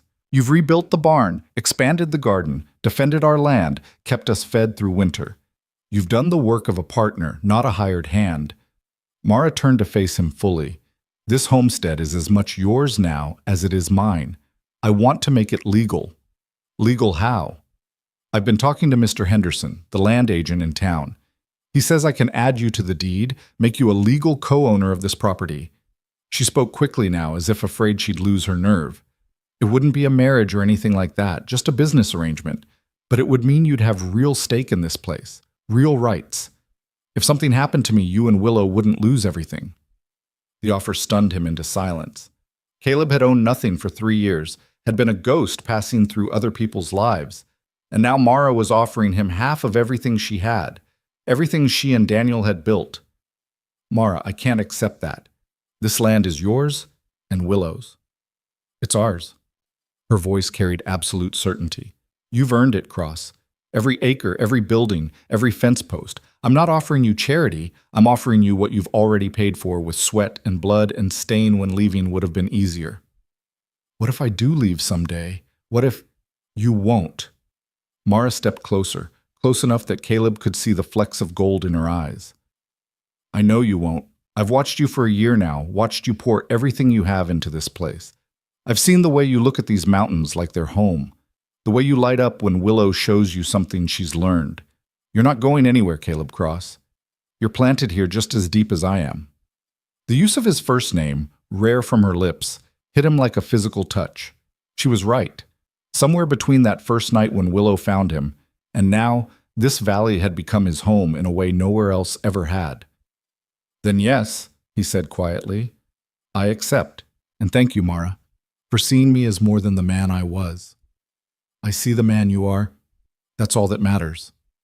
They stood there in the twilight, something shifting between them again. The careful boundaries they'd maintained were still there, but growing thinner. Caleb could feel it in the way Mara didn't step back, in the softness of her expression, in the possibility humming in the air between them. "Mama, Mr. Cross, come inside." Willow's voice shattered the moment. "I made biscuits all by myself." They broke apart, laughing, and headed inside to discover Willow's biscuits, slightly lopsided and burned on the bottom, but made with such pride that they ate every one and declared them the best they'd ever tasted. The trip to town came a week later, all three of them making the journey together for the first time. Willow rode in front of Caleb, chattering excitedly about everything she saw, while Mara rode alongside on the mare they'd bought with the summer's earnings. The trail was rough, but familiar now, winding through forest and meadow, crossing creeks swollen with early snowmelt from the high peaks. Town was a collection of rough buildings clustered around a crossroads: general store, saloon, church, blacksmith, and a handful of houses. Small and unremarkable by most standards, but to Willow it might as well have been a grand city. Her eyes went wide at the sight of so many people, so many buildings, so much happening all at once. "Stay close," Mara instructed as they dismounted, "and remember your manners." They made their rounds together. First to the general store where Mara sold her butter and eggs, and Caleb traded for supplies: nails, lamp oil, flour, sugar, and a few precious books for Willow that made the girl's whole face light up. Then to the land agent's office, where Mara and Caleb signed the papers that made the homestead legally theirs together. "You're doing the right thing, Mrs. Bennett, Mr." Henderson said as he filed the deed. "A woman alone is vulnerable out here, legally speaking. This protects you both." As they left the land office, Caleb noticed a commotion near the saloon. A crowd had gathered, voices raised in argument. Mara stiffened beside him, her hand moving protectively to Willow's shoulder. "Maybe we should head back," she said quietly. But before they could move, the crowd parted, and Caleb found himself face to face with Theodore Ashford. The land speculator looked worse for wear than the last time they'd met, his fine clothes rumpled, his eyes red-rimmed, his jaw tight with barely controlled fury. "Well, well," Ashford said, his voice carrying across the street. "If it isn't the stubborn widow and her pet soldier." "We don't want trouble, Ashford." Caleb kept his voice level, aware of Willow pressed against Mara's side. "Of course you don't. You just want to squat on land you can't possibly develop, blocking progress for everyone else." Ashford's voice rose, playing to the crowd now. "The railroad's been confirmed. Did you know that? Coming through next year. And your little homestead sits right in the path of the best route. But instead of accepting fair compensation and moving on, you're holding out for more money like common." "Careful," Caleb said, his voice dropping to something dangerous. "Finish that sentence and we'll have a different kind of conversation." Ashford smiled, ugly and cold. "What are you going to do, soldier? Shoot me? In front of witnesses? In front of that little girl? I don't need to shoot you, but you need to step back and let us pass. Or what?" The tension stretched taut as a drawn bow. Caleb was acutely aware of the crowd watching, of Willow's frightened breathing, of Mara rigid beside him. He'd spent a year learning to be someone other than the cavalry soldier he'd been, learning to build instead of destroy. But that old training still lived in his bones, ready to surface when needed. "Ashford, let it go." A new voice cut through the tension, Jacob Miller, the old trapper, pushing through the crowd. "These folks have the law on their side and you know it. The railroad can route around their claim just as easy as through it. Stay out of this, old man. Can't do that. Daniel Bennett was my friend, and I won't stand by while you harass his widow." Miller's weathered hand rested on the pistol at his belt. "Now step aside before this gets uglier than it needs to be." For a moment, Caleb thought Ashford would push it, would force a confrontation that could only end badly. But the speculator looked around at the crowd, saw the lack of sympathy in their faces, and backed down with poor grace. "This isn't over," he said, directing the words at Mara. "The railroad will come through one way or another, and when it does, you'll regret being so stubborn." He stalked away, and the crowd dispersed, the entertainment over. Miller approached them with a kind smile for Willow. "You folks all right?" "Thanks to you," Mara said, her voice shaking slightly now that the danger had passed. "I thought for a moment, I know, but Ashford's all bark and no bite, at least in public." Miller's expression turned serious. "But you should watch yourselves out there. Railroad money makes men desperate, and desperate men do stupid things." They finished their business quickly after that and headed home as the sun began its descent. Willow had gone quiet, the excitement of town overshadowed by the confrontation she'd witnessed. Mara rode close enough that their stirrups nearly touched, and Caleb could see the tension in her shoulders. "You think he'll try something?" she asked when Willow had dozed off against Caleb's chest. "I think men like Ashford don't give up easy, but we knew that already." Caleb adjusted his grip to keep Willow secure. "The question is what we do about it. What can we do? We can't abandon our home every time someone threatens us." "No, but we can be ready. Set watches again. Maybe ask Miller if he knows anyone looking for work who could help us through the winter. Safety in numbers." Mara was quiet for a long time. When she spoke again, her voice carried a weight of decision. "Cross, if things get bad, I mean really bad, I want you to take Willow and go. Get her somewhere safe. Mara, promise me. I can't lose her too. She's all I have left of Daniel, all I have left of everything good in my life. If it comes down to the land or my daughter, the choice is easy." Caleb looked down at Willow's sleeping face, peaceful and trusting, against his coat. The fierce protectiveness he felt surprised him with its intensity. When had this child become his to protect? When had this family become his family? "It won't come to that," he said firmly. "But if it does, I promise. I'll keep her safe, no matter what." The promise seemed to settle something in Mara. They rode the rest of the way home in silence, each lost in thought, while the mountains darkened around them and the first stars emerged overhead.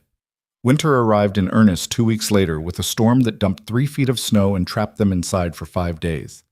They passed the time with chores, with stories, with Willow's reading lessons, and the simple comfort of shared space. On the 3rd day, cabin fever drove them to clear a path to the barn just for something to do, and they had a snowball fight that left them all soaked and laughing.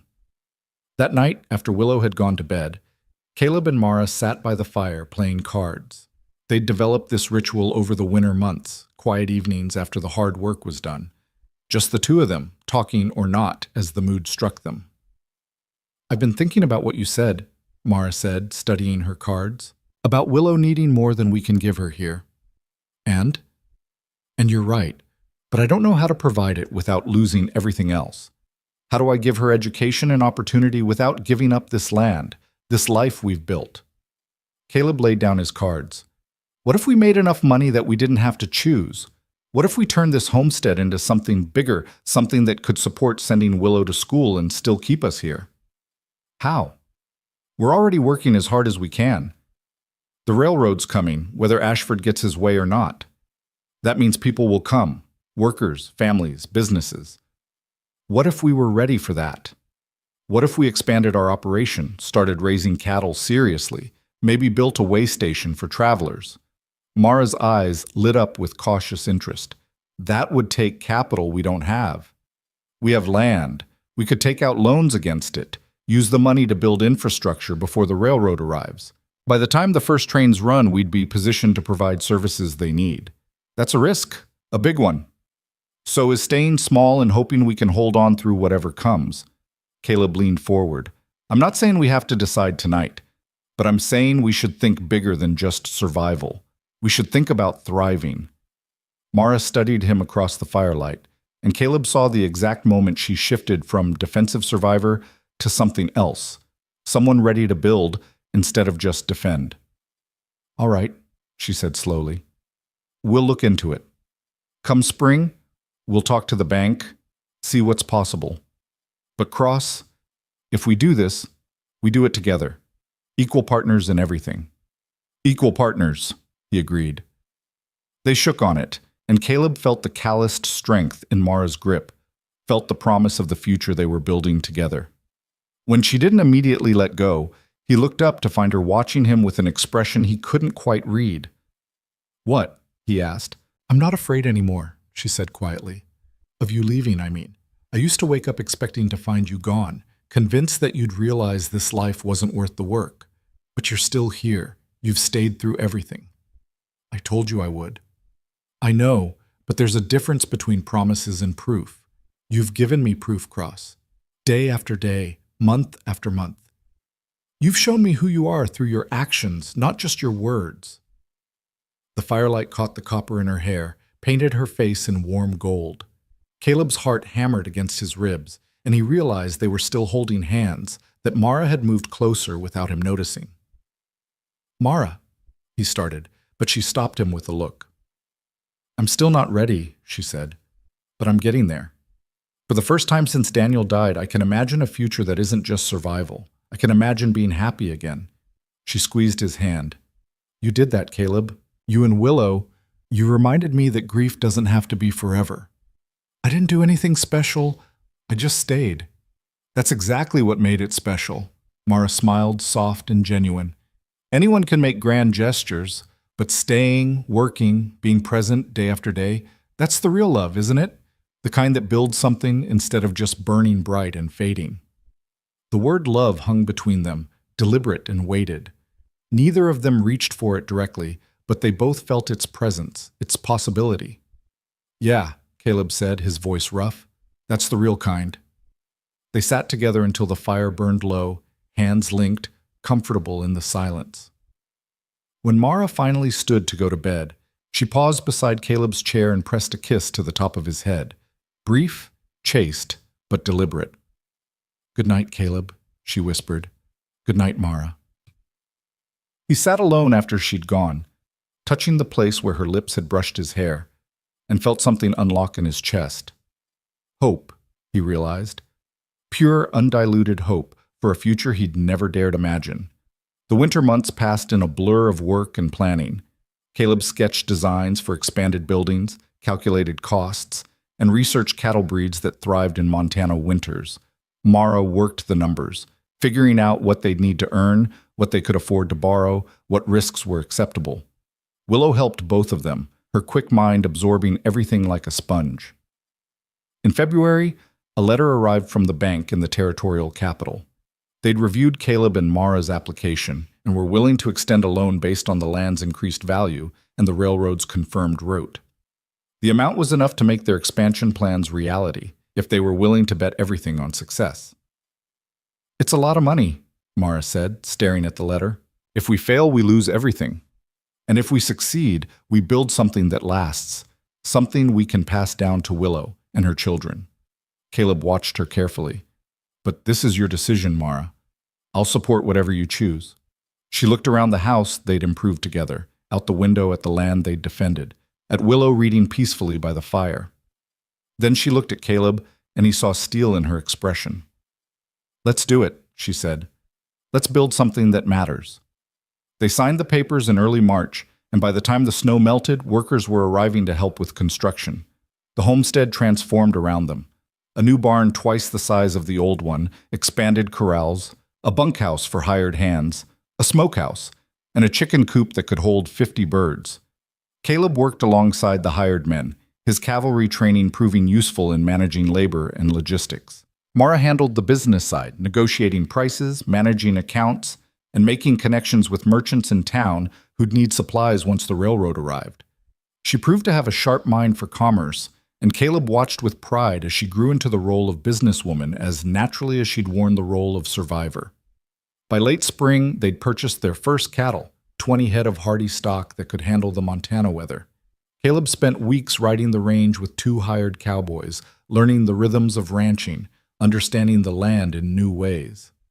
One evening in May, he returned to find Mara waiting on the porch, her expression troubled.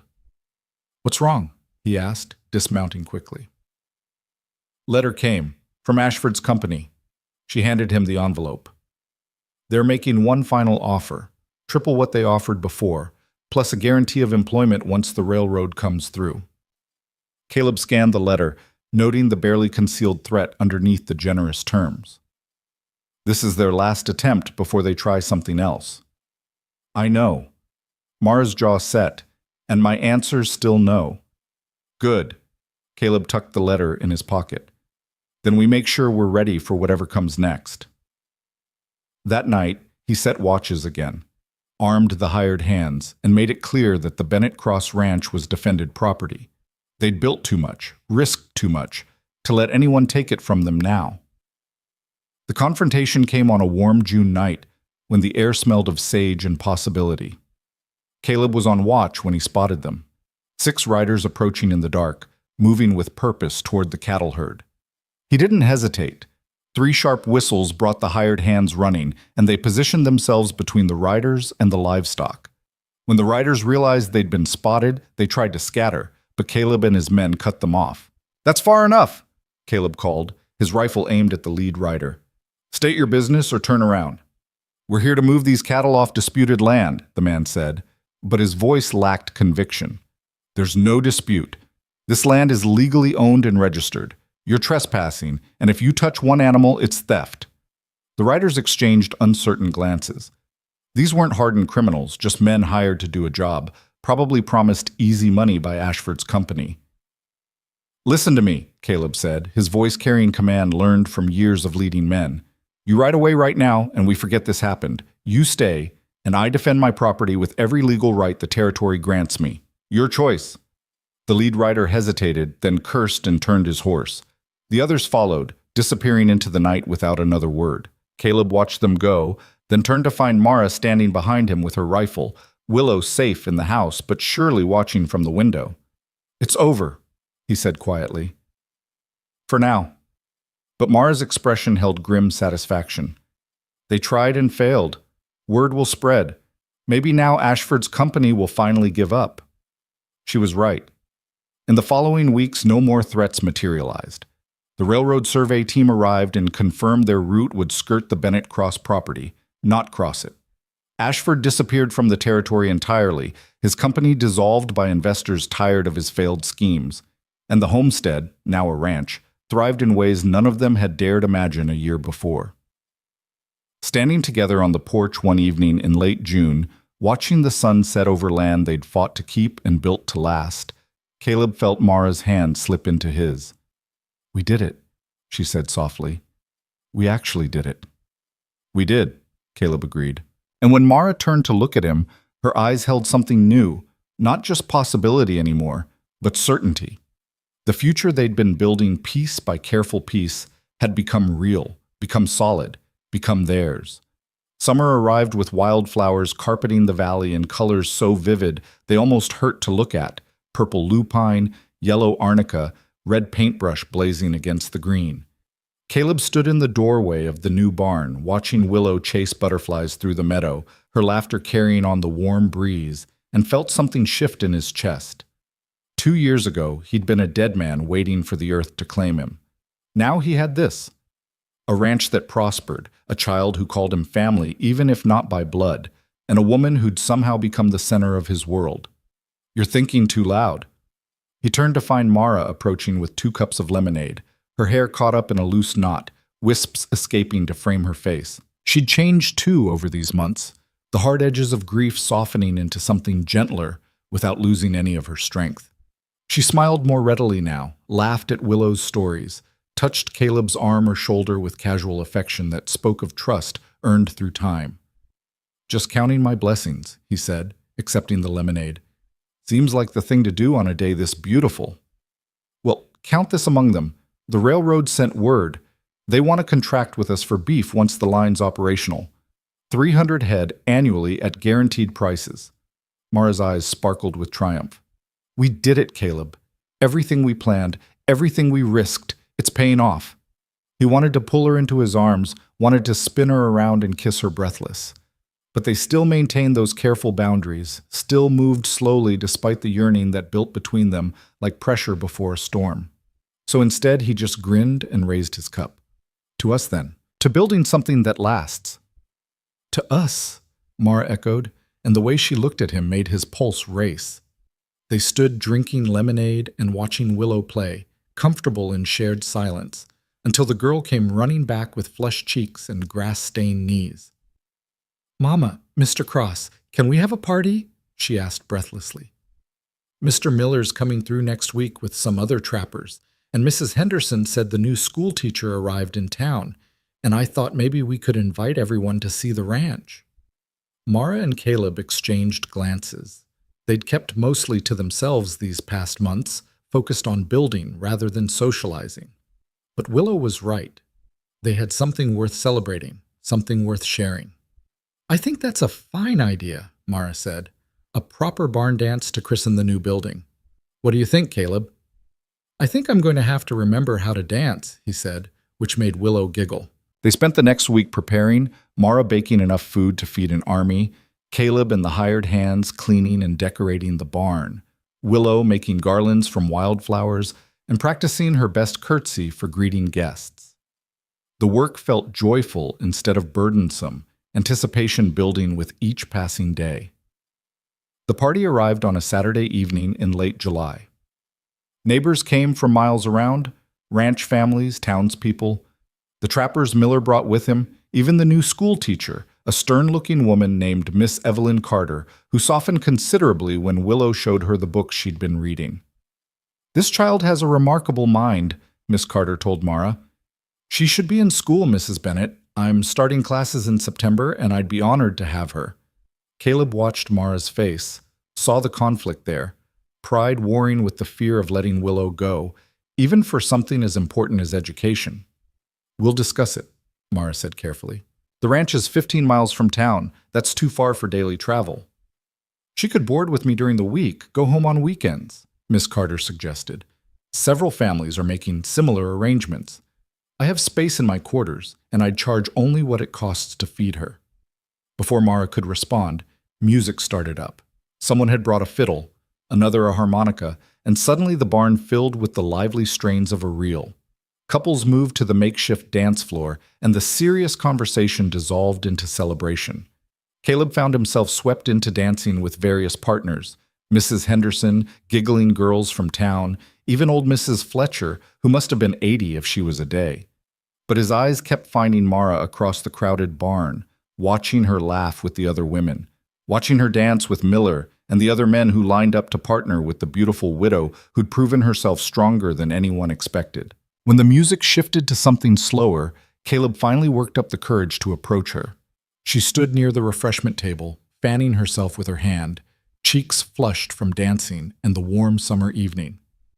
"May I have this dance?" he asked, extending his hand. Mara looked at him for a long moment, and Caleb saw awareness dawn in her eyes. This would be different from dancing with the others. This would be a public declaration of something they'd kept private, something they'd been circling for months. "Yes," she said quietly, and placed her hand in his. They moved to the center of the floor, and Caleb pulled her into the proper dance position, one hand at her waist, the other clasping hers. But there was nothing proper about the way his heart hammered, about the way she fit against him, about the heat that bloomed where their bodies touched. "People are watching," Mara murmured as they began to sway. "Let them watch. They'll talk. Let them talk." Caleb met her eyes. "I'm tired of pretending there's nothing between us, Mara. Tired of keeping distance when all I want is to close it." Her breath caught. Around them, other couples danced and laughed, but they might as well have been alone in the universe for all the attention Caleb paid them. "I'm scared," Mara admitted, "of wanting this too much, of losing someone else I love, of forgetting Daniel." "You won't forget him. He'll always be part of who you are, part of what made Willow." Caleb's hand tightened at her waist. "But Mara, you're allowed to be happy again. You're allowed to want more than just survival, and if you'll let me, I'd like to be part of that happiness." Tears gleamed in her eyes. "What if I'm not ready? What if I can't be what you need? You're already everything I need. You have been since the moment you saved my life, since the moment you let me stay. since the moment you trusted me with your daughter and your dreams." The music swelled around them, sweet and aching. "I love you, Mara Bennett. I've loved you for months, maybe from the very beginning, and I'll wait as long as it takes for you to love me back." A tear spilled down her cheek, catching the lamplight. "You foolish man," she whispered. "I already do. I think I have for a while now. I was just too afraid to say it." The world stopped. Everything Caleb had been, everything he'd done, every mistake and regret and moment of darkness, it all led to this, to Mara in his arms, to her confession hanging in the air between them like a promise. "Say it again," he said hoarsely. "I love you, Caleb Cross." Stronger now, more certain. "I love your patience and your strength. I love the way you make Willow laugh, and the way you never give up even when things get hard. I love that you stayed when leaving would have been easier. I love you." Caleb stopped dancing. Right there in the middle of the barn with everyone watching, he cupped Mara's face in his hands and kissed her. It was gentle at first, tentative, like they were both afraid of breaking something precious. But then Mara's arms came around his neck, and she kissed him back with a fierceness that spoke of 2 years of wanting, of grief finally loosening its grip, of choosing to live fully instead of just surviving. Someone whistled. Someone else cheered. The music stumbled to a halt as the musicians realized what was happening. When Caleb and Mara finally broke apart, breathless and smiling, they found themselves surrounded by grinning faces. "About damn time," Miller called out, raising his cup. "To Mara and Caleb! To Mara and Caleb!" the crowd echoed, and suddenly everyone was toasting them, clapping them on the back, offering congratulations and good-natured ribbing. Through it all, Caleb kept Mara's hand in his, anchoring himself to this moment, to this miracle. When he looked for Willow, he found her beaming at them from across the barn, her whole face alight with joy. The party lasted until well past midnight. When the last guests finally departed and the hired hands had retired to the bunkhouse, Caleb and Mara sat on the porch steps watching stars wheel overhead. Willow had long since been carried to bed, exhausted from dancing and excitement. "So what happens now?" Mara asked, her head resting on Caleb's shoulder. "I suppose that depends on what you want." "I want everything to stay exactly like this," she said, "but I also want more. I want to wake up next to you. I want to build a life together that's honest and open. I want Willow to have a father who loves her, not just a family friend." Caleb's throat went tight. "Are you asking what I think you're asking?" Mara pulled back to look at him directly. "Marry me, Caleb Cross. Make this partnership legal in every way. Be my husband, be Willow's father, be the man who stands beside me through whatever comes next." He should have expected this. Mara had never been one for waiting or playing coy. When she made a decision, she committed fully. "Yes," he said simply. "Yes to all of it." They were married 3 weeks later under the open sky with half the county in attendance. Willow stood as their witness, proud in a new dress Mara had sewn, her smile bright enough to rival the August sun. Jacob Miller gave Mara away, and Miss Carter cried into her handkerchief through the entire ceremony. The circuit preacher spoke words about love and commitment and building a life together, but Caleb barely heard them. He was too focused on Mara's face, on the joy written there, on the weight of the simple gold band he slipped onto her finger. "I now pronounce you husband and wife," the preacher said finally. "You may kiss your bride." Caleb did, thoroughly, while the crowd cheered and threw wildflowers. When they broke apart, he saw Daniel's ghost standing just beyond the crowd, not threatening or sorrowful, but smiling, nodding once in approval before fading into the sunshine. Mara's first husband giving his blessing for her second chance at happiness. The celebration that followed put their barn dance to shame. Tables groaned under the weight of food. Musicians played until their fingers cramped, and children ran wild through the meadow, while adults danced and laughed and toasted the newlyweds. As evening fell and lanterns were lit, Caleb pulled Mara into another dance. "Happy?" he asked. "Happier than I ever thought I'd be again," she admitted. "You did that, Caleb. You came into my life when I'd given up on anything but survival, and you showed me there was more. Showed me I was allowed to want more." We showed each other. I was ready to die before Willow found me. You both saved my life in every way that matters. They swayed together as the music wrapped around them, and Caleb thought about the journey that brought them here. about a barefoot girl appearing from nowhere, about a woman who'd saved him despite every reason not to, about hard work and harder winters and slowly learning to trust again, about building something that mattered from the broken pieces of their past lives. Later that night, after the last guests had departed and Willow had been tucked into bed, Caleb and Mara stood in their bedroom, the room that had once been Mara's alone but now belonged to both of them. Mara's hands shook slightly as she reached for the buttons of her dress, and Caleb covered them with his own. "We don't have to rush anything," he said gently. "I want to, I'm just—" She laughed shakily. "It's been a long time. And you're not Daniel. This is new, and that feels like betraying him somehow."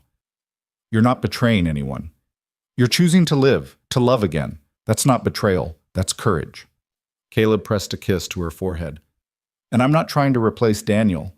I'm just trying to be Caleb, to love you as myself, not as a shadow of someone else." Mara nodded, some of the tension leaving her shoulders. "I know. And I love you as you are. All of you, including the scars and the past and the man you're still becoming." They came together slowly, gently, learning each other in the lamplight.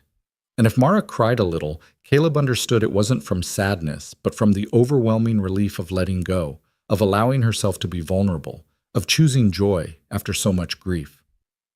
Afterward, lying tangled together in the darkness, Mara traced the scar on Caleb's thigh, the one from the wound that had brought him to her door.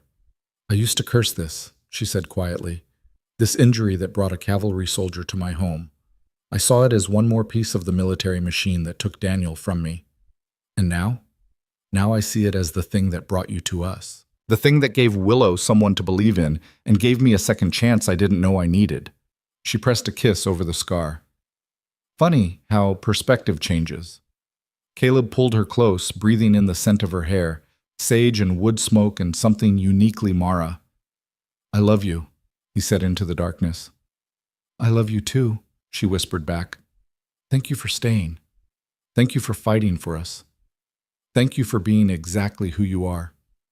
They fell asleep wrapped around each other, and for the first time in years, Caleb didn't dream of dying. He dreamed instead of the future they'd build together, children running through the meadow, the ranch expanding and prospering, Willow growing into the brilliant woman she was meant to become. September arrived with cooler nights and the first hints of autumn color in the aspens. True to Miss Carter's word, the new school opened its doors, and after much discussion and a few tears, Mara and Caleb agreed to let Willow attend. She would board with Miss Carter during the week and come home on weekends, a compromise that gave her the education she deserved while keeping her connected to the ranch. The first Monday morning they delivered her to town, Willow clung to both of them with fierce hugs. "You'll come get me Friday?" she asked for the 10th time. "Every Friday without fail," Caleb promised, "and you'll tell us everything you learned." "I will. And I'll write letters too so you don't miss me too much." Mara smoothed Willow's hair, her eyes bright with unshed tears. "We'll miss you terribly, sweet girl. But we're so proud of you. Learn everything you can, make friends, be brave. I'll make you proud, Mama. Both of you." They watched her walk into the schoolhouse, her small shoulders squared with determination, and Caleb felt Mara's hand find his. "She's growing up," Mara said, her voice thick. "She is, but she'll always be ours." The ride home felt emptier without Willow's chatter, but it also felt like a turning point. They were adapting, evolving, making room for growth while maintaining the foundation they'd built. It was hard, but it was right. That winter brought challenges, hard freezes and livestock losses, a broken well that needed replacing, an outbreak of illness among the hired hands. But Caleb and Mara faced everything together, their partnership strengthened by the vows they'd spoken and the love they'd chosen. And through it all, Willow thrived. She came home each weekend bursting with stories about her lessons, her new friends, the books Miss Carter was teaching from. She'd found her place in the world beyond their valley, but she never forgot where she came from or the family waiting for her. The years began to blur together in the way of good lives, seasons turning, the ranch expanding, challenges met and overcome. Caleb and Mara became known throughout the territory as shrewd ranchers, fair employers, and pillars of the growing community. When the railroad finally arrived, they were ready, their business relationships already established, their reputation solid. Willow turned 12, then 13, growing from a child into a young woman with Mara's strength and Daniel's kind heart, and something entirely her own, a fierce intelligence and compassion that made both her parents proud beyond words. She never stopped calling Caleb Mr. Cross in that teasing way she had, even though legally he'd become her father when he married Mara. One spring evening, as Willow prepared to return to school after a weekend home, she paused in the doorway. "Can I tell you something?" she asked, looking between Caleb and Mara. "Always," Mara said. "I remember that day I found Mr. Cross by the old trading post. I remember thinking he looked like a man who'd forgotten how to hope." Willow's eyes, so much older now than that 9-year-old girl's, held wisdom. "I'm glad I asked him to meet you, Mama. I'm glad he said yes. Because look at what we built together, all three of us. Look at what happened because one dying man chose to live." Caleb's throat went tight. He opened his arms, and Willow came to him, still young enough to want her father's embrace. "You saved my life, little bit," he said roughly. "You and your mama. Everything good I have, everything I've become. It started because you refused to believe anyone was beyond saving." "That's because no one is," Willow said simply. "We all deserve second chances. We all deserve to be seen for who we could become instead of who we've been." She pulled back, kissed both their cheeks, and headed out to where the wagon waited. Caleb and Mara stood on the porch watching her leave, hands linked as always. "She's right, you know," Mara said, "about second chances, about choosing to see the best in people. She learned that from you." "From us?"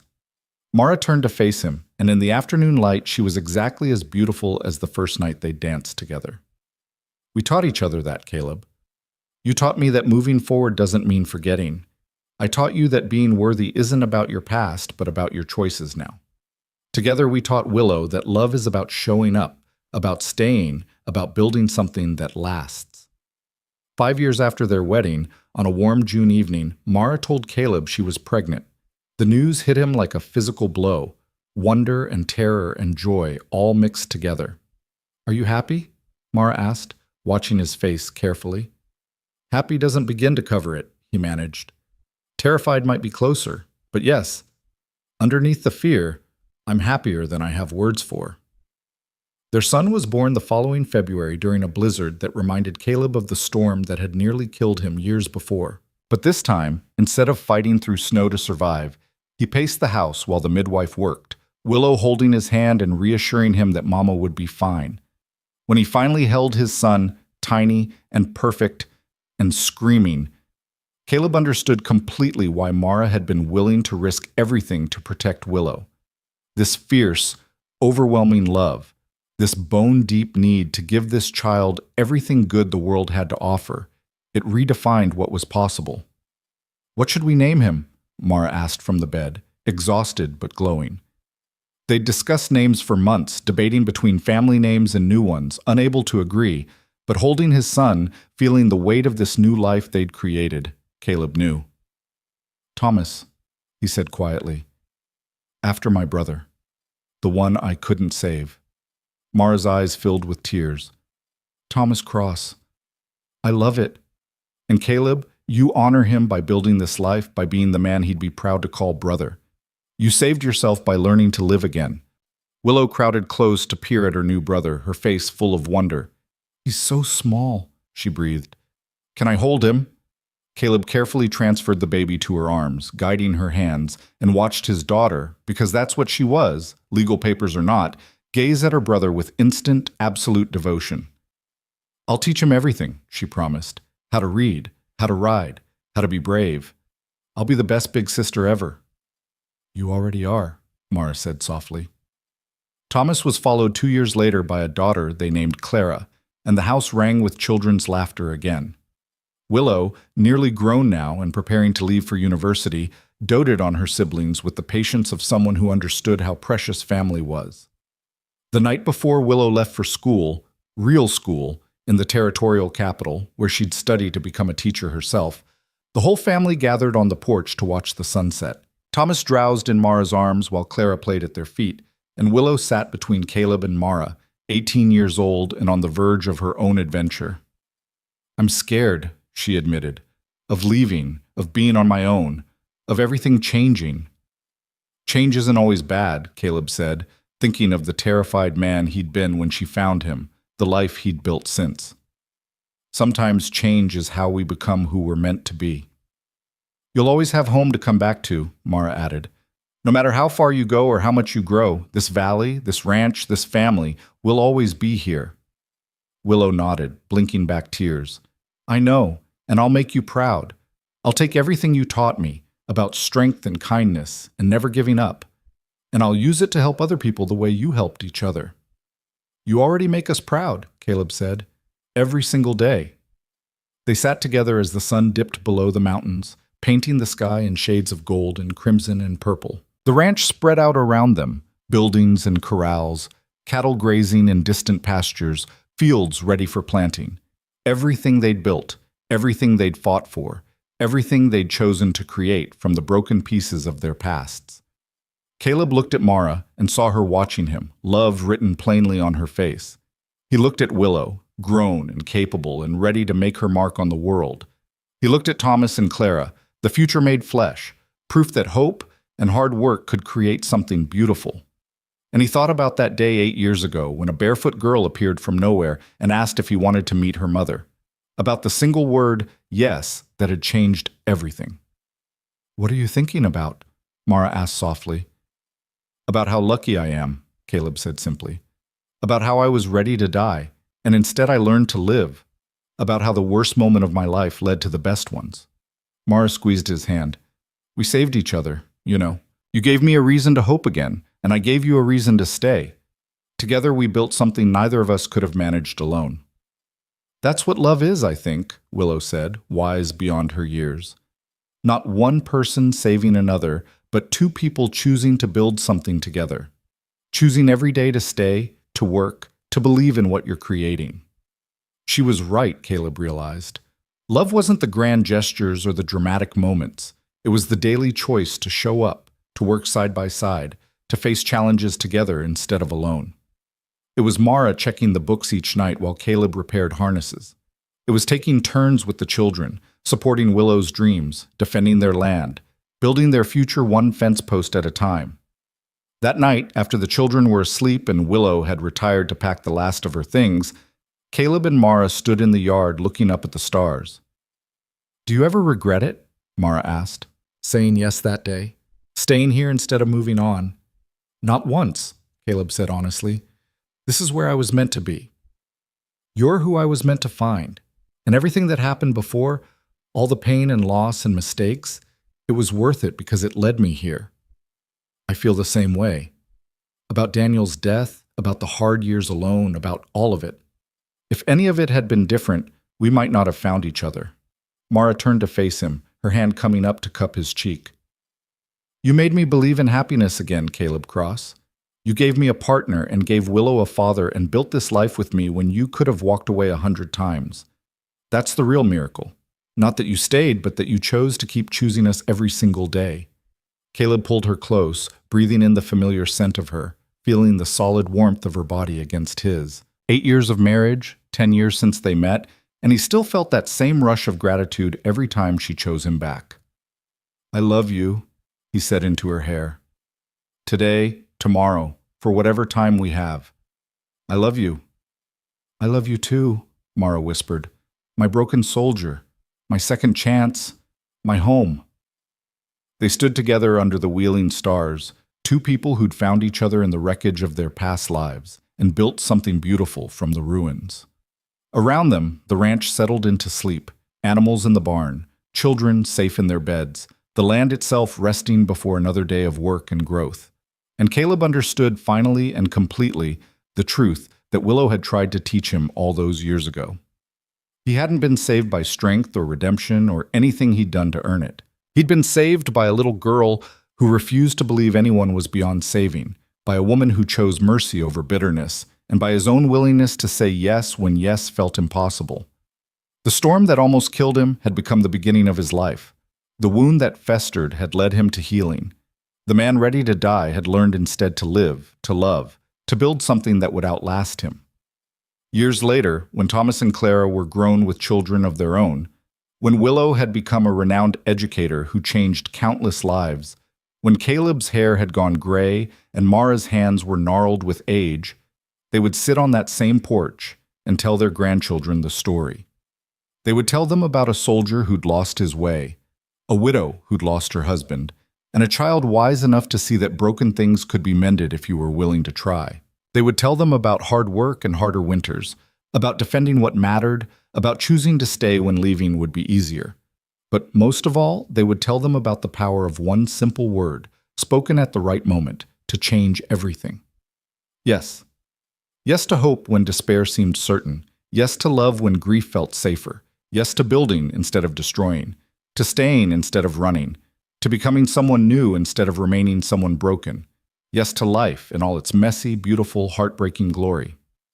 And that, Caleb would tell his grandchildren, that single word spoken on a dusty frontier trail when he had nothing left to lose, was the best decision he'd ever made. Because sometimes salvation doesn't come from strength or virtue or deserving it.